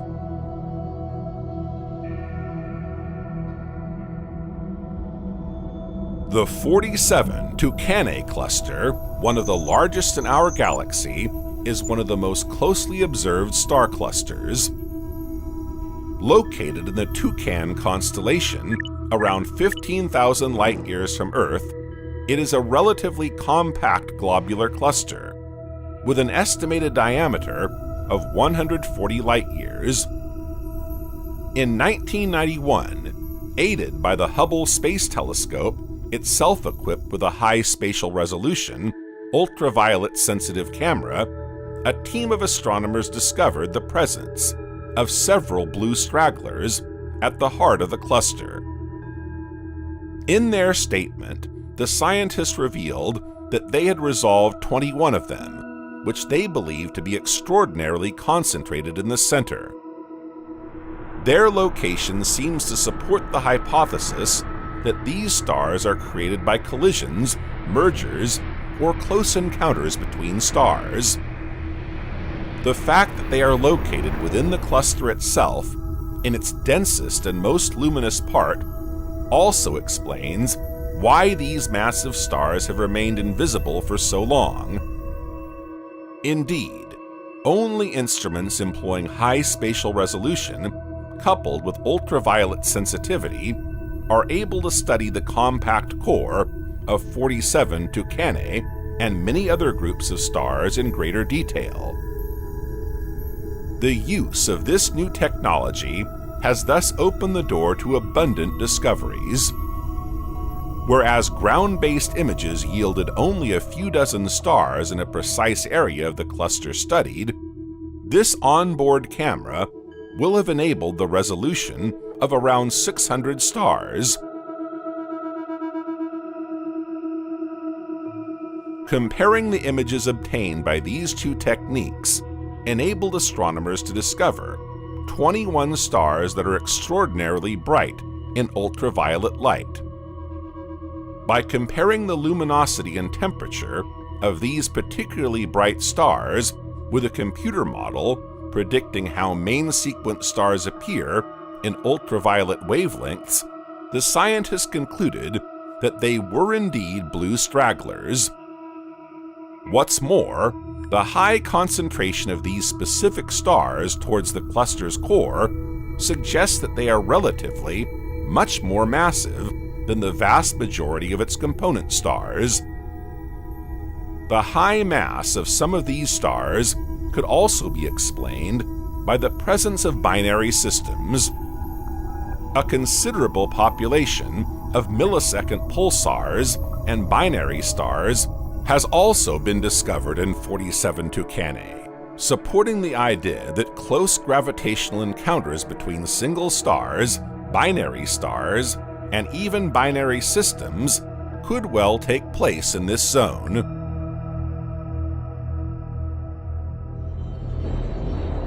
A few years later, in 1995, another group of astronomers focused on one of these blue stragglers. Still using the Hubble telescope, they were able to observe its behavior. The result, which they describe as exciting, will help to support a number of existing theories on the formation and evolution of these enigmatic stars. After analyzing the star's spectrum and measuring its temperature, radius, and rotation speed, they were able to obtain the star's mass. While its derived temperature and mass are consistent with the specifics of a normal star with a mass around 1.7 times that of the Sun, its speed is unexpected. In fact, it turns out that this blue star rotates 2 to 3 times faster than its counterparts, and 75 times faster than our Sun. All these elements offer scientists the opportunity to understand how blue stragglers are formed. While it is becoming clear that a star of this type is created by the fusion of 2 low-mass stars, it remains to be seen by what process. Was it a violent collision, or a long process of fusion between binary stars, with one siphoning energy from the other? According to the scientists, this second hypothesis produces rapid orbital movements of the binary star, generating, in effect, an accelerated rotation of the pair in the final phase of fusion. Over the years, thanks to cutting-edge technology, more and more blue stragglers have been detected. In a 2006 study, which examined the chemical signatures of 43 of the blue stragglers in Cluster 47 Tucanae, 6 of them had lower concentrations of carbon and oxygen than their counterparts. The scientists concluded that their surface material must almost certainly have been literally sucked up from the deep interior of a parent star in a double system. The same researchers also studied these atypical stars in 56 other globular clusters. They found that the amount of blue stragglers in a particular cluster was unrelated to the potential collision rate. Thus, they partly put to rest the theory that these stars were the result of collisions between several stars. Instead, there did seem to be a correlation between blue stragglers and the rate of binary stars in these different globular clusters. This finding enabled them to prove that the majority of blue stragglers, including those closest to the core of these clusters, are indeed the descendants of 2 binary stars. It took more than 50 years for astronomers to unravel the mystery of these immature-looking yet ancient stars.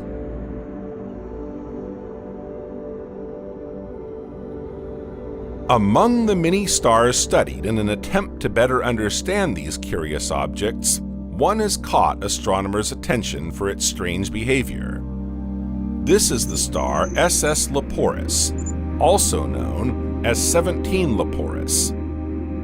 Long catalogued as a variable star in the Hare constellation, SS Leporis is in fact a rather unusual binary star system.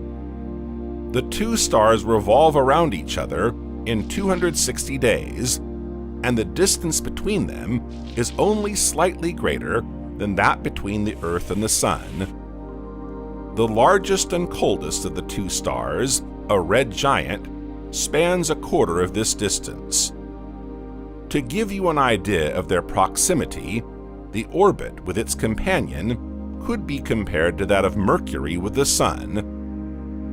But above all, this red giant, which is in fact the more evolved of the 2, paradoxically happens to be the less massive of the 2 stars. How could these mass ratios be reversed in such a way? To unravel the mystery of this unusual phenomenon, scientists decided to study the dynamics of the system while observing the most central parts, inaccessible with conventional telescopes. In 2010, astronomers created a virtual telescope 130 meters in diameter, offering a view 50 times sharper than that provided by NASA's Hubble Space Telescope. To achieve this, they combined light captured by 4 telescopes at the European Southern Observatory's Piranal Observatory. While the scientists were convinced that matter was transiting from one star to another in this unusual system, they didn't know how. Their discovery has enabled them to assert that this mass transfer does not follow similar patterns already known.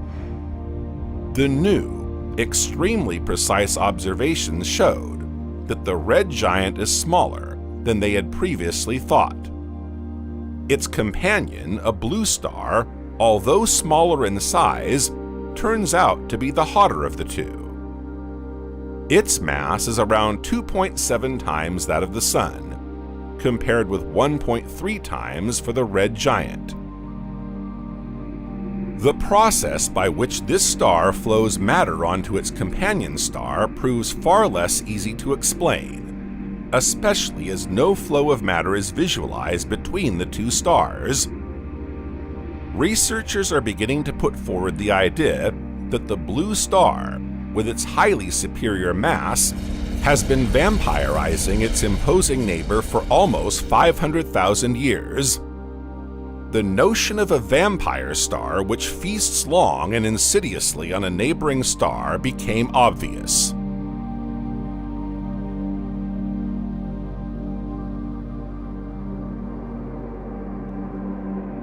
The vampire star seems to be sucking not the blood, but the hydrogen and plasma from its neighbor, who thus becomes a victim with a shortened lifespan. Unlike cannibal stars, vampire stars, better known under the scientific term of symbiotic binaries, do not quickly devour their prey. The first cannibal star was studied by the European Space Agency in 2004. Researchers had the opportunity to observe a fast-rotating star. It is a super-dense neutron star just 20 kilometers across, initially 8 times more massive than our Sun. Although its mass is astronomical, a thimble's worth of its material, weighing close to 1 billion tons, its small size has meant that it has been virtually invisible to observational instruments. However, on December 2, 2004, it emitted a sudden and powerful X-ray eruption, revealing itself to Integral, the European Space Agency's International Gamma Ray Astrophysics Laboratory, and NASA's Rossi X-ray Timing Explorer spacecraft. The measurements confirmed that this was one of the fastest spinning pulsars ever studied, with a dizzying speed of 600 rotations per second, which is gradually accelerating. This frenetic rotation is the result of the absorption of gas extracted from a companion star. When this gas crashes onto the star's surface, it causes it to heat up to a temperature of almost 1 billion degrees, releasing extraordinary quantities of X-rays and gamma rays. In short, it makes short work of its neighboring star, which shrinks irreplaceably. This is why this cannibal star is nicknamed the Black Widow. Even more unusual, in 2015, a NASA telescope caught a cannibal star in the middle of a feast. This is a white dwarf at the end of its life, whose gravity is so powerful that it is capable of attracting and eventually disintegrating a nearby telluric planet.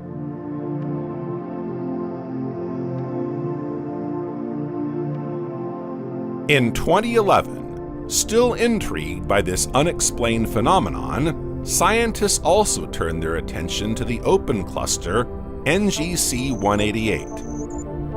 Located in the Cepheus constellation, 6,680 light-years from our solar system, this cluster features 21 blue stragglers, most of whose stars are over 7 billion years old. Detailed observational data from the WIYN telescope at the Kitt Peak Observatory in Tucson, Arizona, were used to analyze and compare the 3 main theories concerning the formation of blue stragglers: star collisions, star mergers, or mass transfer from one star to another.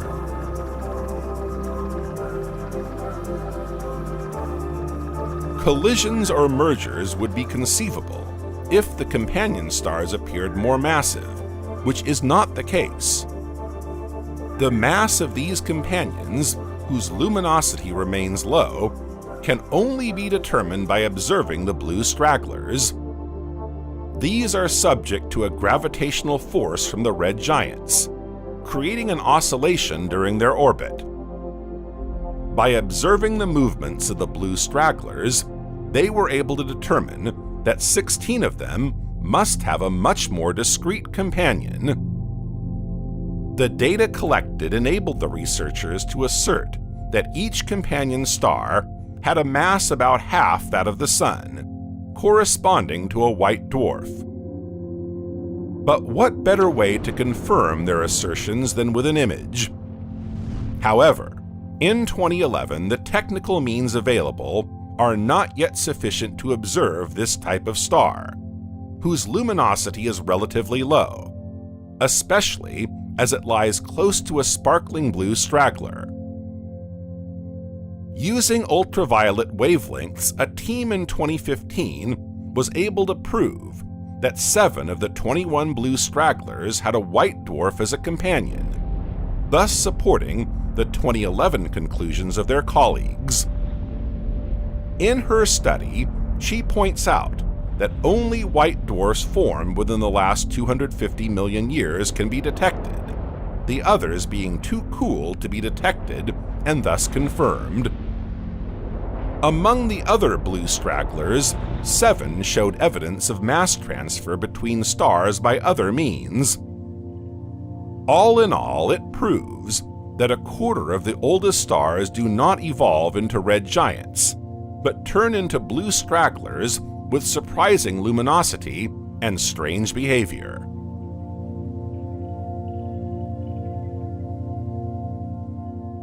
We now know how blue stragglers are formed.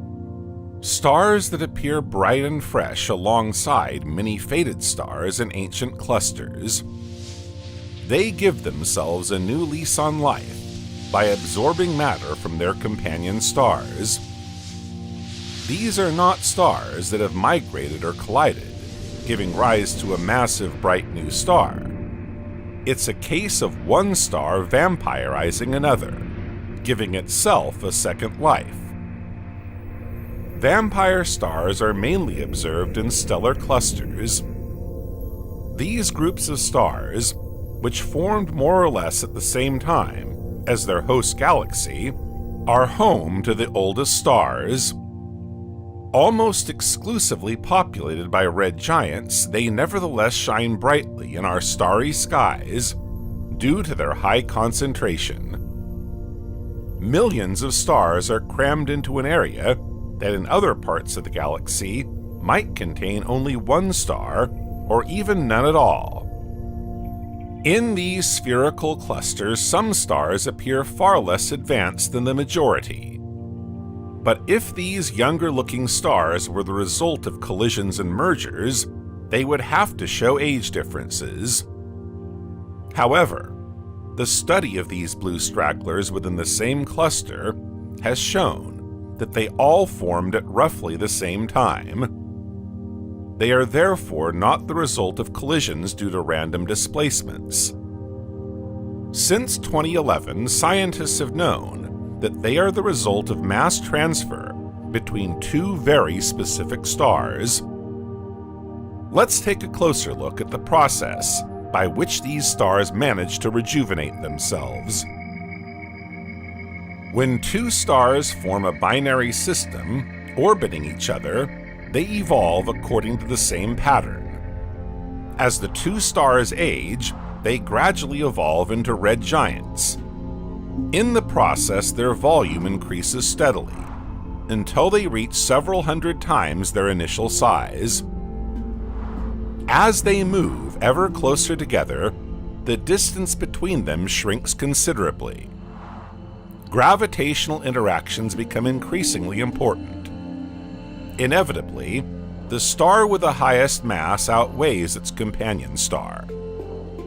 As its gravitational force is greater, it will gradually absorb the outermost layers of gas, which are only weakly held back by the gravity of the second star at the end of its life. Mass is inexorably transferred from the cooling red star to the star that is gradually regaining its youth. By stirring up the hydrogen fuel, the latter generates nuclear fusion at a faster rate. The hydrogen burns hotter and bluer. The least massive, which ends up completely stripped, retains only its core. It loses its red giant status and becomes an insignificant white dwarf. Meanwhile, the vampire star gains extraordinary mass, and after its rejuvenation, begins to shine brightly. At first glance, she may appear youthful, but her real age is much more advanced, just like those who undergo facelifts.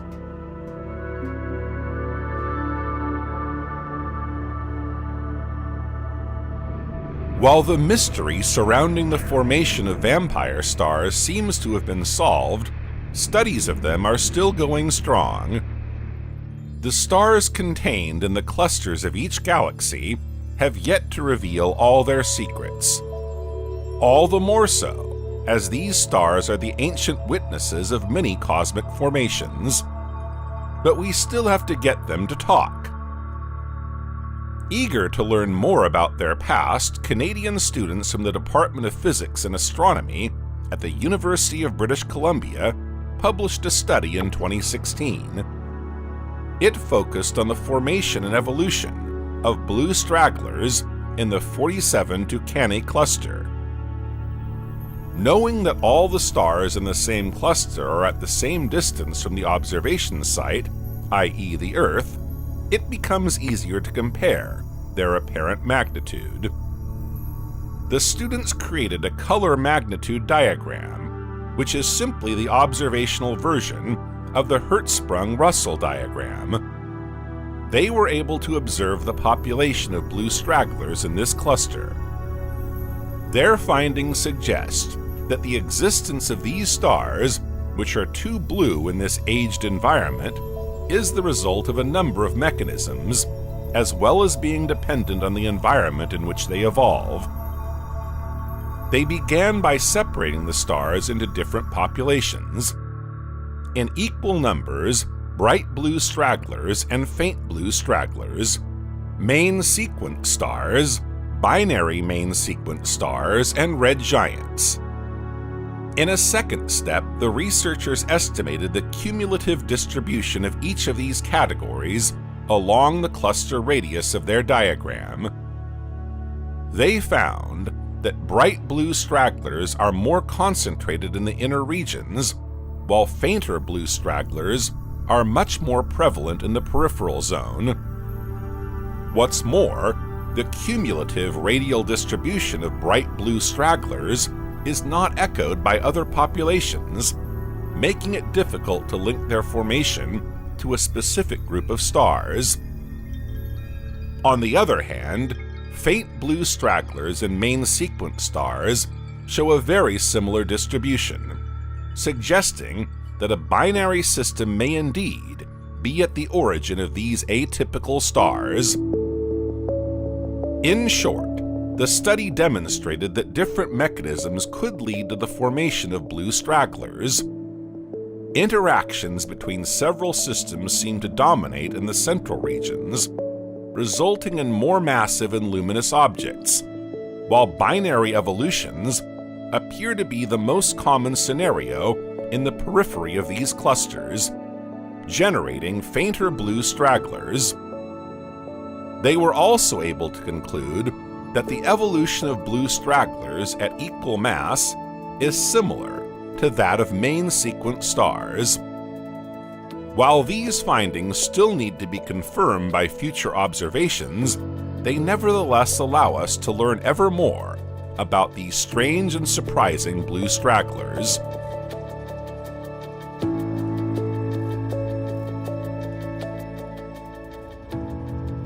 Again, thanks to the Hubble Space Telescope 26,000 light-years from our Sun, blue stragglers have been detected this time, not in a cluster, but in the bulge of the Milky Way, i.e., at the very heart of the galaxy. In this congested area, which corresponds to the former hub of our Milky Way, amid countless aging stars, blue stragglers also reside. In 2006, a 7-day survey was carried out. Called Sagittarius Window Eclipsing Extrasolar Planet Search, its aim was to detect hot Jupiter-like planets orbiting very close to their stars.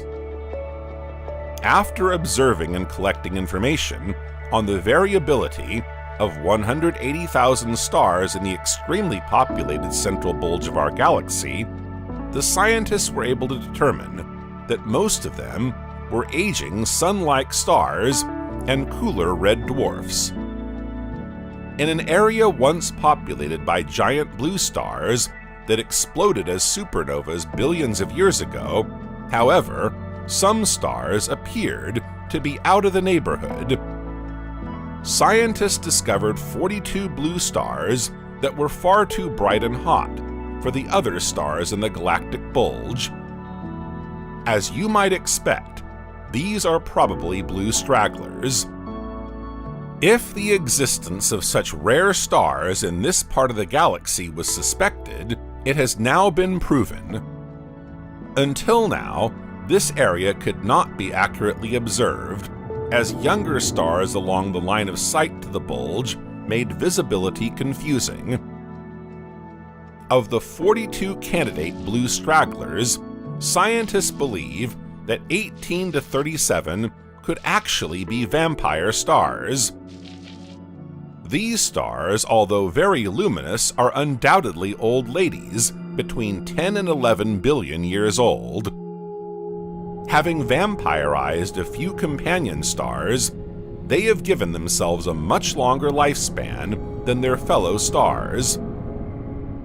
As for the rest of the blue stars, they may be genuine young stars or objects outside the bulge.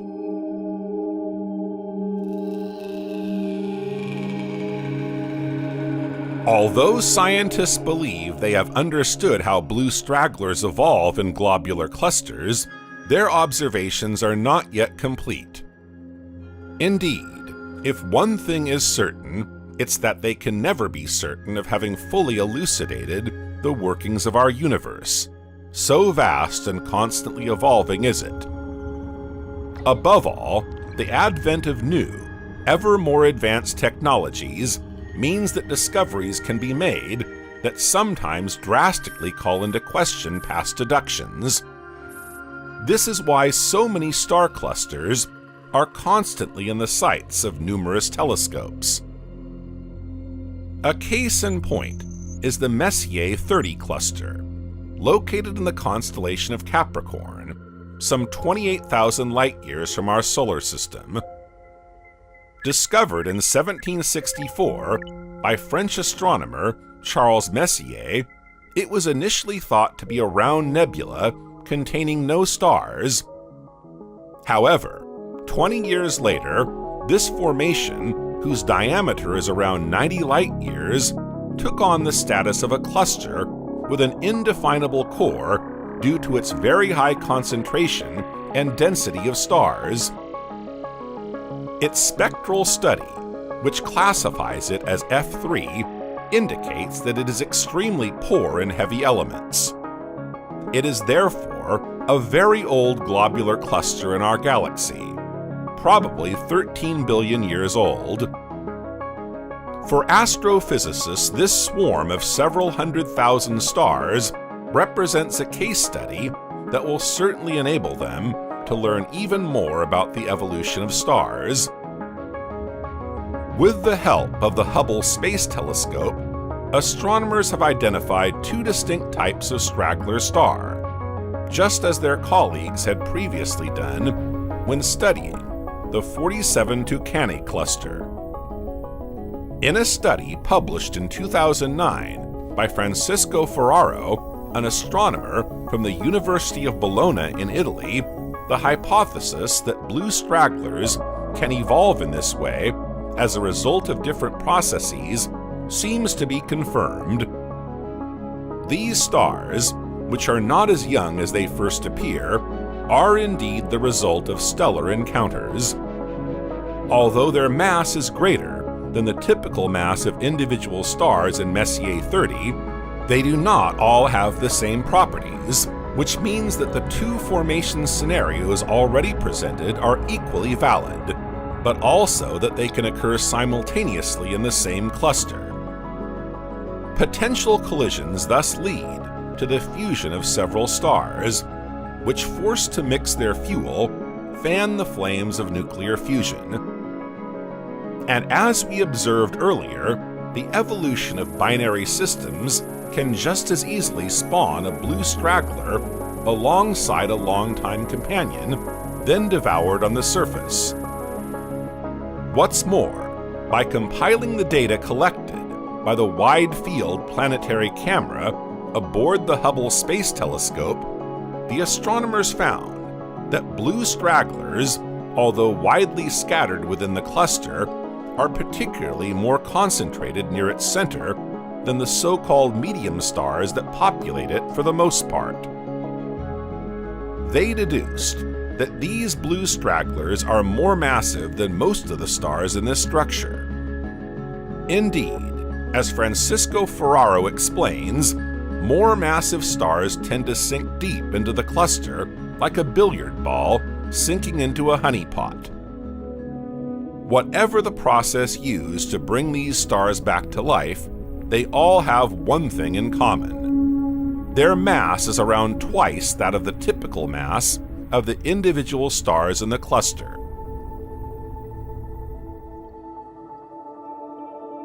To explain this unquestionable concentration in the central region of Messier 30, where interactions between stars are almost inescapable, astrophysicists have developed a hypothesis.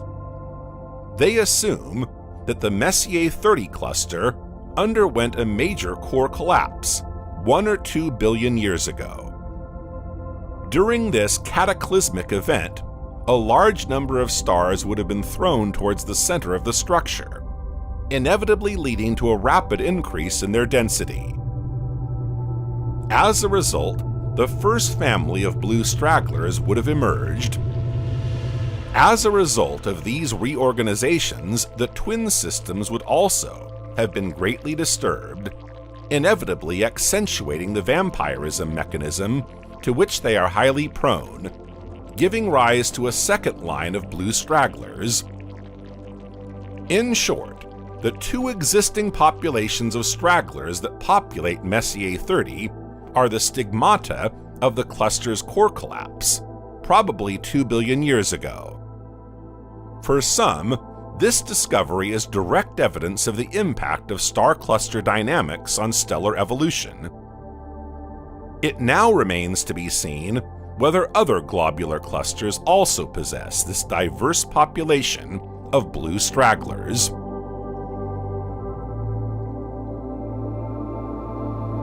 The hunt was on for blue stragglers, and consequently for vampire stars.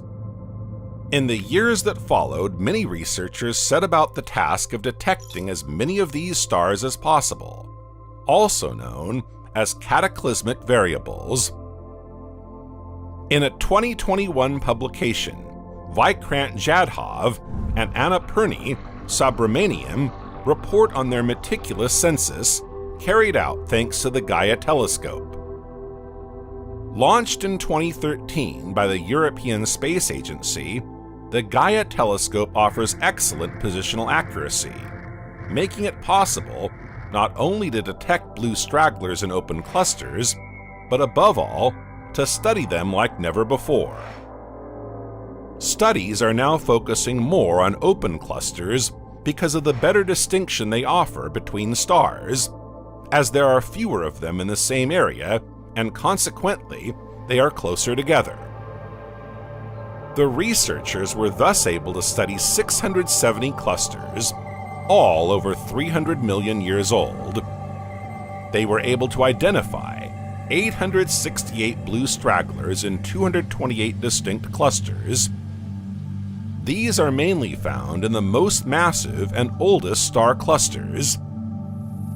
They also confirmed that they are mainly located near the center of these same clusters, and all more massive than the extinct stars of the main frequency.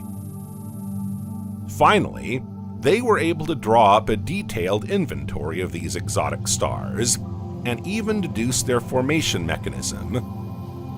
According to their study, it turns out that over 54% of blue stragglers are vampire stars that formed by mass transfer, feeding long but surely on their close companion star. 30% of these rejuvenated stars have benefited from a collision with a second star. Finally, 10 to 16% of blue stragglers came into being as a result of interactions between more than two stars. Thanks to this study, we now know a little more about stellar systems. Numerous observations of these blue stragglers are still in progress, notably using ultraviolet imaging integrated into the AstroSat telescope, the first dedicated space observatory, and the Devasthal optical telescope at Nainital, both in India. Nevertheless, globular clusters are not being neglected. Quite the contrary, in fact. One of them, the famous Hercules globular cluster, Messier 13, 25,100 light-years away, is one of the most beautiful objects to observe through a telescope from the northern hemisphere. It too contains numerous blue stragglers. The Galactic globular cluster NGC 6256, located in the constellation Scorpius, some 27,400 light-years from our solar system, has also benefited from close observation. In a study published in 2022, scientists reported that it hosts a double sequence of blue straggling stars. Like the Messier 30 cluster, a detailed photometric study of its bulge concluded that it is at a very advanced stage of dynamical evolution, as evidenced by its central segregation of blue stragglers from lighter stars. On the other hand, while Messier 30 reached this stage of evolution around 2 billion years ago, the process in the cluster, located in the Scorpio constellation, seems less ancient. Comparison with collisional models suggests that a short-lived event probably occurred 1 billion years ago, favoring the formation of a population of blue stragglers as a result of collisions. These represent almost 60% of the total population of the observed cluster.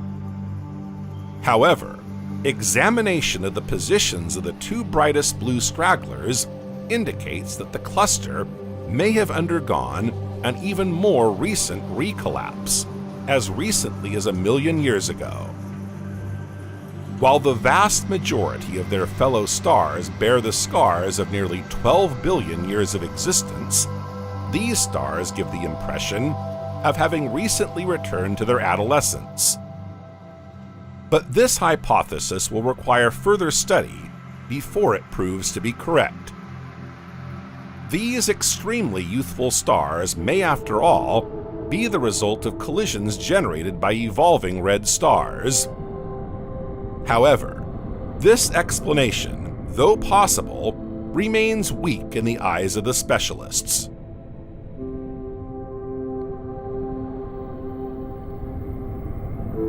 While observing the blue stragglers across various clusters, a group of astronomers led by Professor Ferraro of the Department of Physics and Astronomy at the University of Bologna noticed another peculiarity. They found that some of these puzzling objects formed by mass transfer in binary systems, triple systems, and sometimes by stellar collisions, and thus having different structural characteristics, preferred certain environments to others. Their discovery, published in May 2023 in Nature Communications, is conclusive. Young blue stragglers prefer calm environments. the scientists were interested in blue stars with rotational speeds in excess of 40 kilometers per second, or 25 miles per second. Of the clusters studied, all of which are very old, 4 have a low density. These are Messier 4, Omega Centauri, Messier 55, and NGC 3201. The 4 other clusters selected for this observation, which are in contrast very compact high-density clusters, are 47 Tucanae, Messier 30, NGC 6397, and NGC 6752. These groupings of stars, with their different structural characteristics, provide a fantastic laboratory for analyzing the behavior of 320 blue stragglers in 2 contrasting environments. These newly formed stars, either through stellar collision or vampirism, start spinning very fast at the beginning of their rebirth, transforming themselves into veritable cosmic spinning tops. But inevitably, this speed gradually decreases. This is why rotation speed is an essential diagnostic tool for distinguishing newly created blue stragglers from older ones, which inevitably exhibit slower rotation. Following their observations and a survey of the fastest rotating vampire stars, the scientists concluded that fast-rotating blue stragglers are more likely to be found in low-density clusters.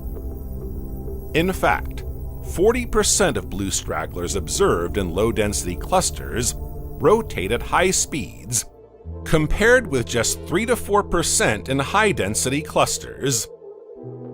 So researchers who had previously expected to make the opposite discovery, thinking they'd find more fast-spinning blue stragglers in high-density clusters, were extremely surprised by their findings. It opens up a new avenue of exploration for them to try and understand the dynamic processes that characterize the evolution of these vampire stars in different environments. This discovery is likely to have a profound impact on their understanding of the evolution of star clusters, as well as on the consequences of binary systems and stellar collisions.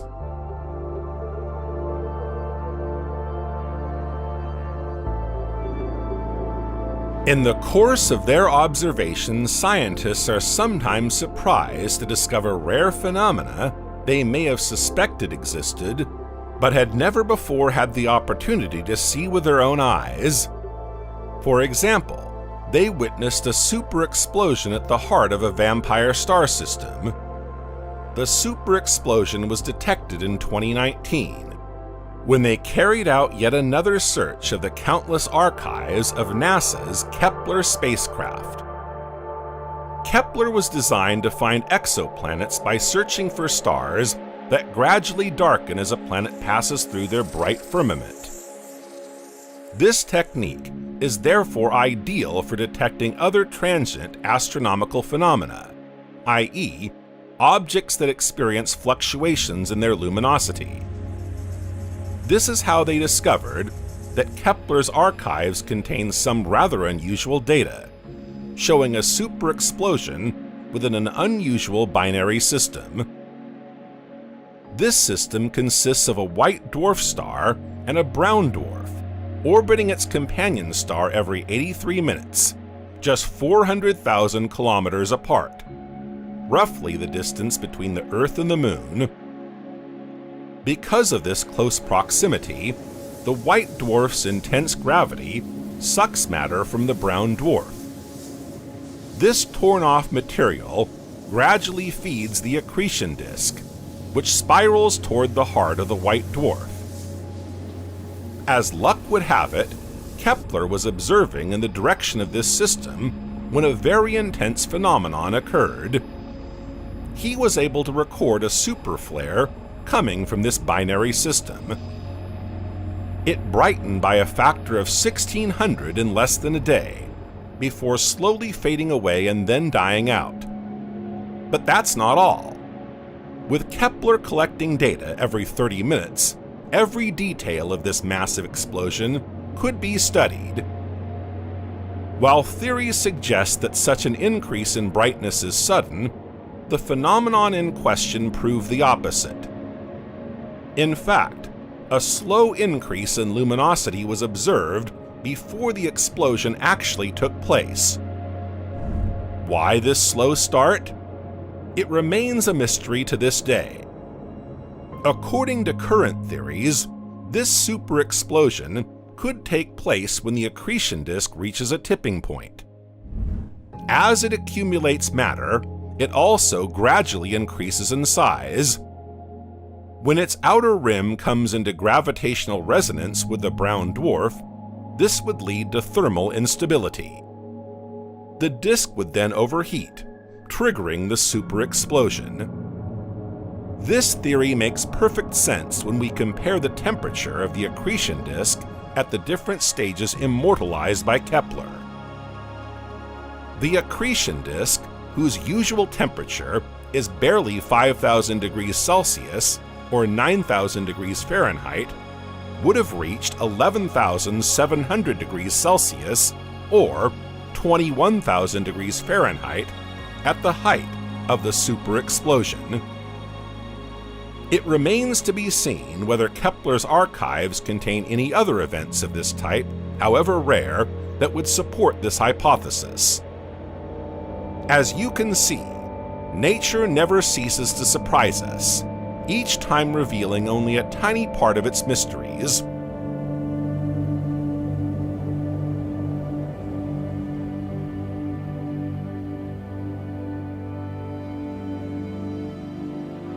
Among the many other astonishing discoveries, one of them concerns the HR 6819 system. In 2020, a team of astronomers from the European Southern Observatory thought they had discovered the nearest black hole to our Milky Way, accompanied by a star in this system. Shortly after publication, however, colleagues from an international team based at Belgium's Dutch-speaking University of Leuven challenged this original study. According to them, this system does not contain a black hole, but is a two-vampire star system in a transitional stage, extremely rare to observe, although not marginal on the scale of the universe. To unravel this mystery, the two teams agreed to join forces. After agreeing that there were indeed two sources of light in this system, they turned their attention to how far apart they were. Are they two stars orbiting each other in a confined space, or two stars relatively far apart? Thanks to data collected by the Gravity and Multi-Unit Spectroscopic Explorer instruments on the European Southern Observatory's Very Large Telescope Interferometer, they were able to confirm that these two light sources are very close together, only a third of the distance separating the Earth from the Sun. What's more, they believe they witnessed the immediate consequences of a vampire star attack. Indeed, as one of the two stars was stripped by its companion, the latter began to spin much faster than before.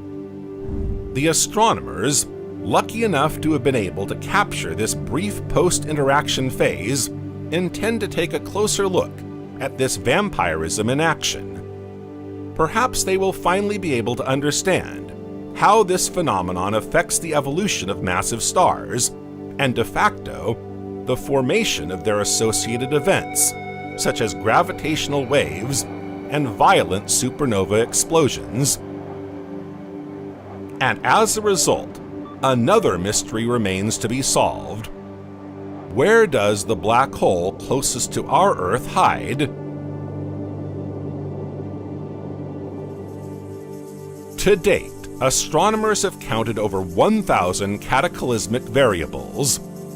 The two stars in this type of system are inevitably close to each other, so that the white dwarf is able to suck matter out of its donor star.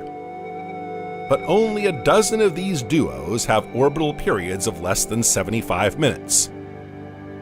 In 2022, Kevin Burge of MIT's physics department published in the journal Nature that he had spotted one of these cataclysmic variables 3,000 light-years away, in the direction of the constellation Hercules.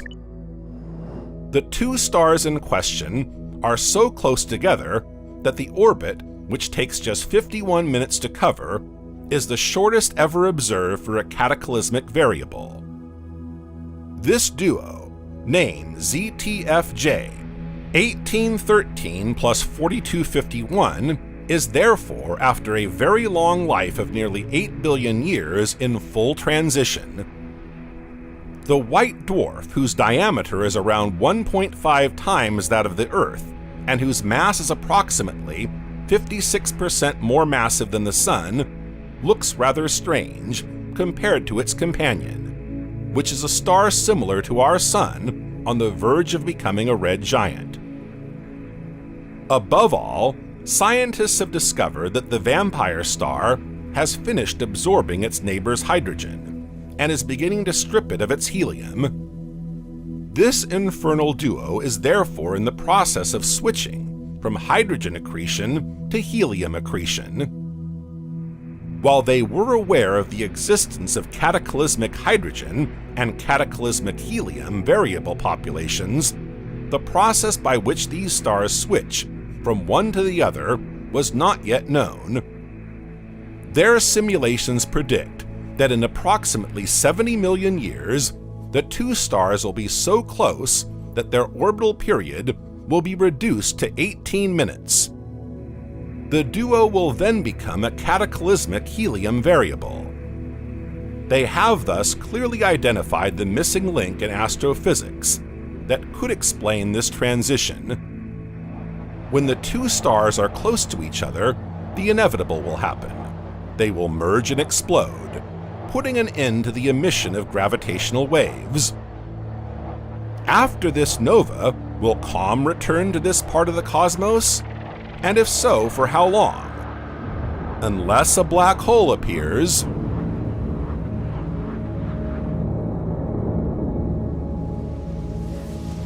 During this sudden event, in which both stars are subjected to incredible convulsions, the outer parts of the hydrogen layer and many fragments of the molten products are literally ejected into interstellar space. Depending on the mass and composition of the two stars forming this pair, their evolution may differ. Cataclysmic variables are classified into several distinct groups, often named after the archetype of a bright star with the same characteristics. These include Geminorum variable stars, magnetic or polar cataclysmic variable stars, intermediate polar variable stars, AM Canem, Venaticorum variable stars, and SW Sextantis variable stars. The former, also known as dwarf novae, undergo large explosions caused by deformations of the accretion disk when their rotation enters resonance with the orbital period of the companion star. As for magnetic systems, most of them feature strong variable polarization. Intermediate polars show a partially destroyed accretion disk, while polars prevent the formation of an accretion disk. For the moment, however, the most spectacular phenomenon ever studied is that which causes the vampire star to self-destruct during a supernova. When the accretion process lasts long enough, it leads the white dwarf, the vampire star, to reach the Chandrasekhar limit. The Chandrasekhar mass corresponds to the maximum electron degeneracy pressure an object can withstand, without undergoing gravitational collapse. To the extent that the white dwarf exceeds this limit, the increasing internal density causes the carbon to melt abruptly. This leads to a Type 1a or thermonuclear supernova explosion, which is fatal. The vampire star, having been too greedy, undergoes a cataclysmic explosion, leading to its disintegration. After shining like no other of its many neighbors, it disappears forever from the cosmos, leaving only the remnants of its explosive end of life.